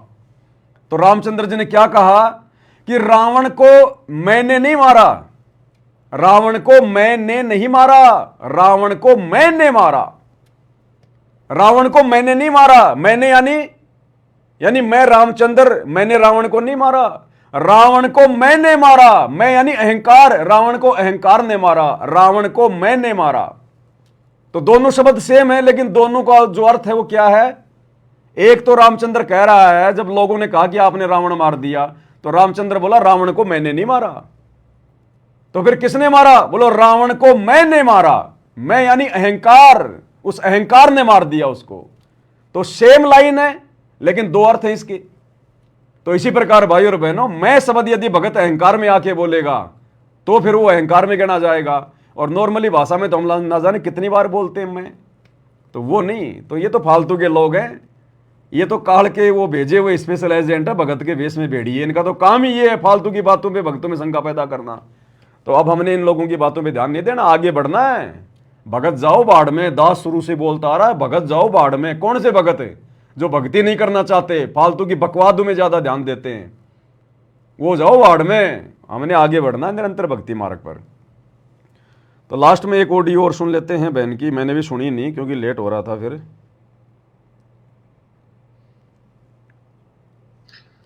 बंदी छोड़ सतगुरु रामपाल जी भगवान जी की जय हो। जय हो बंदी छोड़ की लौट को नहीं और की। सत्य भाई जी, दासी परमात्मा जी को भी छोटी भोग आरती के साथ में भोग लगा रही थी, तो परमात्मा जी ने दिखाया, मालिक जी ने दिखाया, एक परमात्मा जी का सिंहासन बहुत बड़ा बहुत ऊंचा है, ना तो वो जमीन में ना वो आसमान में, बीच में है परमात्मा जी, उसमें विराजमान है। और परमात्मा जी खूब खुश हो रहे, खूब प्रसन्न हो रहे। उनका स्वरूप है धोती कुर्ता पहने हुए। पुरानी एक फोटो दास ने देखी मालिक का, इस स्वरूप है। एक पैर पैर चढ़ा के बैठे, दोनों हाथों है ना वो कुर्सी के ऊपर दोनों तरफ करके बैठे से, बहुत बड़े बड़े शहंशाह बैठते नहीं है, हमारे तो परमात्मा है ही शहंशाह, इसी तरह से वो बैठे हुए हैं। तो परमात्मा जी ने दिखाया, और परमात्मा जो ऊपर है ना, ऊपर से नीचे तरफ दिख रहा है पृथ्वी की तरफ। तो पृथ्वी की तरफ है ना, आधे घरों में तो ये पाती पंच भोग कर पूजा देव निरंजन और दूजा ये जल रही है, 5 दीपक, 5 बत्ती वाली आरती दीपक। और एक तरफ बिल्कुल अंधेरा पड़ा है, आधी में अंधेरा सा पड़ा है। उधर है ना एकदम से टिम टिम से करके एक दीपक जल रहा है, जैसे कि पुराने जमाने में लालटेन जला दो और एक घर में लाइट जला दो तो उसका कितना प्रकाश है। एक घर में 5 दीपक 5 जल रही होती है और एक घर में एक, तो उसका कितना प्रकाश होगा। इसी तरह से परमात्मा दिखा रहे हैं, आधे में अंधेरा पड़ा है, आधे में एकदम उजाला, दीपावली की तरह जगमग जगमग हो रहा है। परमात्मा इतने खुश हो रहे, बहुत प्रसन्न हो रहा है, बहुत ज्यादा। परमात्मा जी जब प्रसन्न हो रहा है तो उनके हृदय में से शक्तियां निकल रही है, पूरे ब्रह्मांड में जा रही हैं। जैसे हमने देखा कि मंगल ग्रह, सूर्य ग्रह, टीवी में पहले नाटक देखा करते थे, दासी ने हमेशा से धार्मिक नाटक देखते, उसमें ऐसे ही मतलब शक्तियां निकलती थी, ब्रह्मांडों में जाती थी। और जब जैसे कोई प्रलय होने वाली थी तब भी वो ब्रह्मांडों में जाते थे। ये सूर्य, ये तारे होते थे वो अपने आप मतलब नष्ट होने लगते थे। इसी तरह से परमात्मा की जो शक्तियां निकल रही है उनसे कुछ नष्ट तो नहीं हो रहा है, पर वो सारे ब्रह्मांड में जा रही है, इधर उधर परमात्मा की शक्तियां जा रही है। और परमात्मा जब नीचे की तरफ देख रहे हैं ना तो खूब खुश हो रहे हैं। आधे में ज्योति जल रही है, आधे में ऐसे एक दीपक सा जल रहा है। फिर और है ना, फिर परमात्मा ने देखा जैसे कि आम के पेड़ों में बोर आ जाता है, पहले उनमें फूल आते हैं फिर उसके बाद उनमें फल आते हैं। इसी तरह से जो सत्सेवकों के घर में ज्योति जल रही ना, नीचे से वो घर है, ऊपर से वो एकदम बगीचा दिख रहा है, फूलों के बगीचा, गुलाबी से पल कलर के हल्के से फूल है, बहुत सुंदर फूल है। मतलब जो सत्सेवकों का घर है ना वो फूल सा दिख रहा है पूरा, मतलब फूल ही फूल है। वो बगीचा है, जो घर है ना वो फूल का घर है। और नीचे से तो वो घर दिख रहे हैं, और ऊपर से जब परमात्मा आसमान की तरफ से देख रहे हैं ना तो वो एकदम फूलों का बगीचा, जैसे कि फूल की झाड़ियां होती हैं पूरे में छैल जाती है तो उनको समेट के से बांध देते हैं तो ऊपर से कैसे दिखती है, इसी तरह से परमात्मा देख रहे हैं। उनमें से जो बोर है ना, फूल के बोर होते हैं जो, वो उड़ उड़ के आसमान की तरफ जा रहे हैं। और उसमें से है ना कुछ तो चिड़िया बन के निकल रही, चू चू चू चू करती हुई जा रही है, और कुछ पुष्प बन के आसमान की तरफ उड़ते जा रहे हैं। और उनके ऊपर है ना मोर उड़ रही है, मोर कूक रही है, मोर उड़ती जा रही है और आवाज लगाती है। और जैसे मोर खुशी से झूम उठती है ना जब बारिश का महीना होता है तब वो नाचती है, इसी तरह से मोर भी उधर मतलब उसी सत्सेवकों के घर की छत के ऊपर, मतलब छत तो दिख नहीं रही, फूल का बगीचा है, फूल के पेड़ों में से निकल के जा रही है, वो चहक रही है। और परमात्मा खूब खुश हो रहा है सब देख देख के। परमात्मा कह रहे पहचान है कि आने वाले समय में कौन भगत है कौन नहीं। तो ऊपर से परमात्मा खूब प्रसन्न हो रहे हैं और परमात्मा जी दिखा रहे हैं।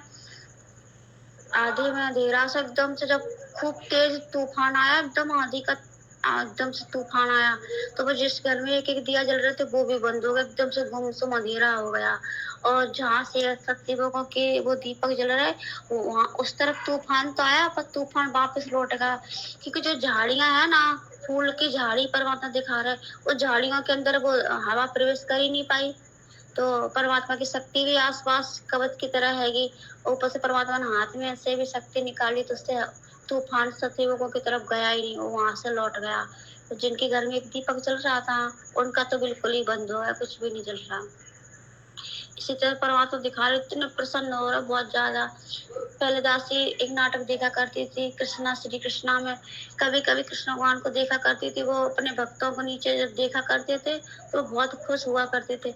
इसी तरह से परमात्मा जी है ना, सभी भाई बहनों को देख देख के खूब खुश हो रहे हैं, अपने आप इतने खिलखिला के हंस रहे बहुत ज्यादा।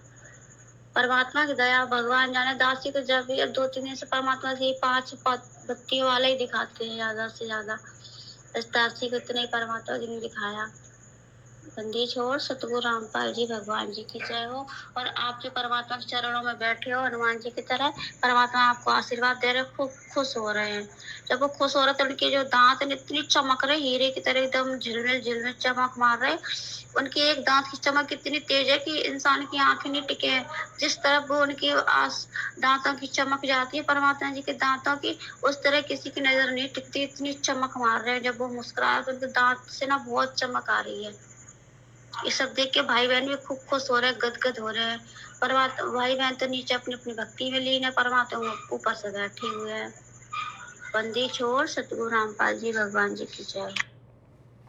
यानी कहने का मतलब है परमात्मा अपनी नज़र हर पल अपने सत्सेवक बच्चों के ऊपर, जिन जिन घरों में परमात्मा को परमात्मा मानकर, गुरु को भगवान मानकर, हृदय से मर्यादाओं में रहते हुए जो भक्ति की जा रही है, तो परमेश्वर की नज़र पल पल उन परिवार वालों के ऊपर है।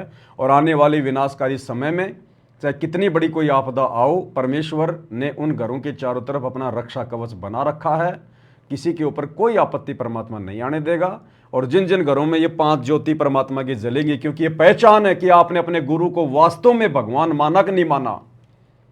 गुरु को मानुष मानने वाला 5 ज्योतियों के साथ आरती नहीं कर सकता, और यदि वो करेगा तो सफल नहीं हो सकता। तो आने वाले समय में केवल उन्हीं घरों का बचाव होगा, विशेष तौर पर जो संगत में हैं। बाकी जो लोग जगत में हैं उनके अपने संस्कार, भाई अगर उनके मजबूत संस्कार होंगे कोई पिछले, तो उनका कोई बाड़ बाकर नहीं कर पाएगा। और जिनके कमजोर संस्कार हैं वो तो आज भी वो तो मर ही रहे हैं। तो इसी प्रकार आने वाले समय में परमात्मा दिखा रहे हैं कि खुश वो ही रहेगा आपत्ति के समय, विपत्ति के समय, संकट के समय, जिन घरों में परमात्मा की विधिवत भक्ति हो रही होगी। अन्यथा मान लो आज भगवान की हम विधिवत भक्ति कर रहे हैं, गुरु को परमात्मा मानकर, हमारे साथ भी अगर कल को वैसा ही हो गया तो फिर भगवान फिर है कहां धरती पे। लेकिन भाई परमात्मा उस अंतर को स्पष्ट करेगा कि पूर्ण परमात्मा की भक्ति करने वाले, गुरु को परमात्मा मानकर भक्ति करने वालों के क्या ठाट होते हैं, क्या सुख होते हैं, और कैसे परमात्मा उनकी आपत्तियां टालता है। और जो लोग फालतू के काम कर रहे हैं, भगत होकर भी मर्यादा तोड़कर दुनिया के बास्केटबॉल में जा रहे हैं, भंडारा लगा रहे हैं, स्टेडियम बना रहे हैं, गुंडों की सीबीआई जांच करवा रहे हैं, दुनिया भर की नौटंकी कर रहे हैं, तो उनके साथ में क्या होगा। भक्तों में भी पता चलेगा मर्यादा तोड़कर भक्ति करने वालों के साथ क्या होगा, और गुरु को परमात्मा मानकर विधिवत भक्ति करने वालों के साथ में क्या होगा आने वाले समय में। तो ये आरती असल में हमारी अब सफल हो रही है भाई और बहनों। हम पढ़ते हैं ना, खंड खंड में आरती गाजे सकलमयी हर ज्योति विराजे। तो गुरुदेव भगवान ने बताया कि अब ये तुम्हारी आरती ब्रह्मांडों में गूंज रही है, खंड खंड में, क्योंकि अब तुमने विधिवत आरती करना शुरू किया है। पांति पंच पोप कर पूजा, देव निरंजन और न दूजा, खंड खंड में आरती गाजे सकलमयी हर ज्योति विराजे। अब ये आरती जो हम इस विधि से कर रहे हैं गुरु को परमात्मा मानकर, अब ये आरती खंड खंड में जा रही है, इसकी आवाज खंड खंड में ब्रह्मांडों में, और इसका प्रकाश ज्योति सकल ब्रह्मांडों में छा रही है। अब देवी देवता भी प्रसन्न हो रहे हैं, प्रसन्न, क्योंकि ये टहनियां हैं और टहनियों के ऊपर ही फल लगते हैं।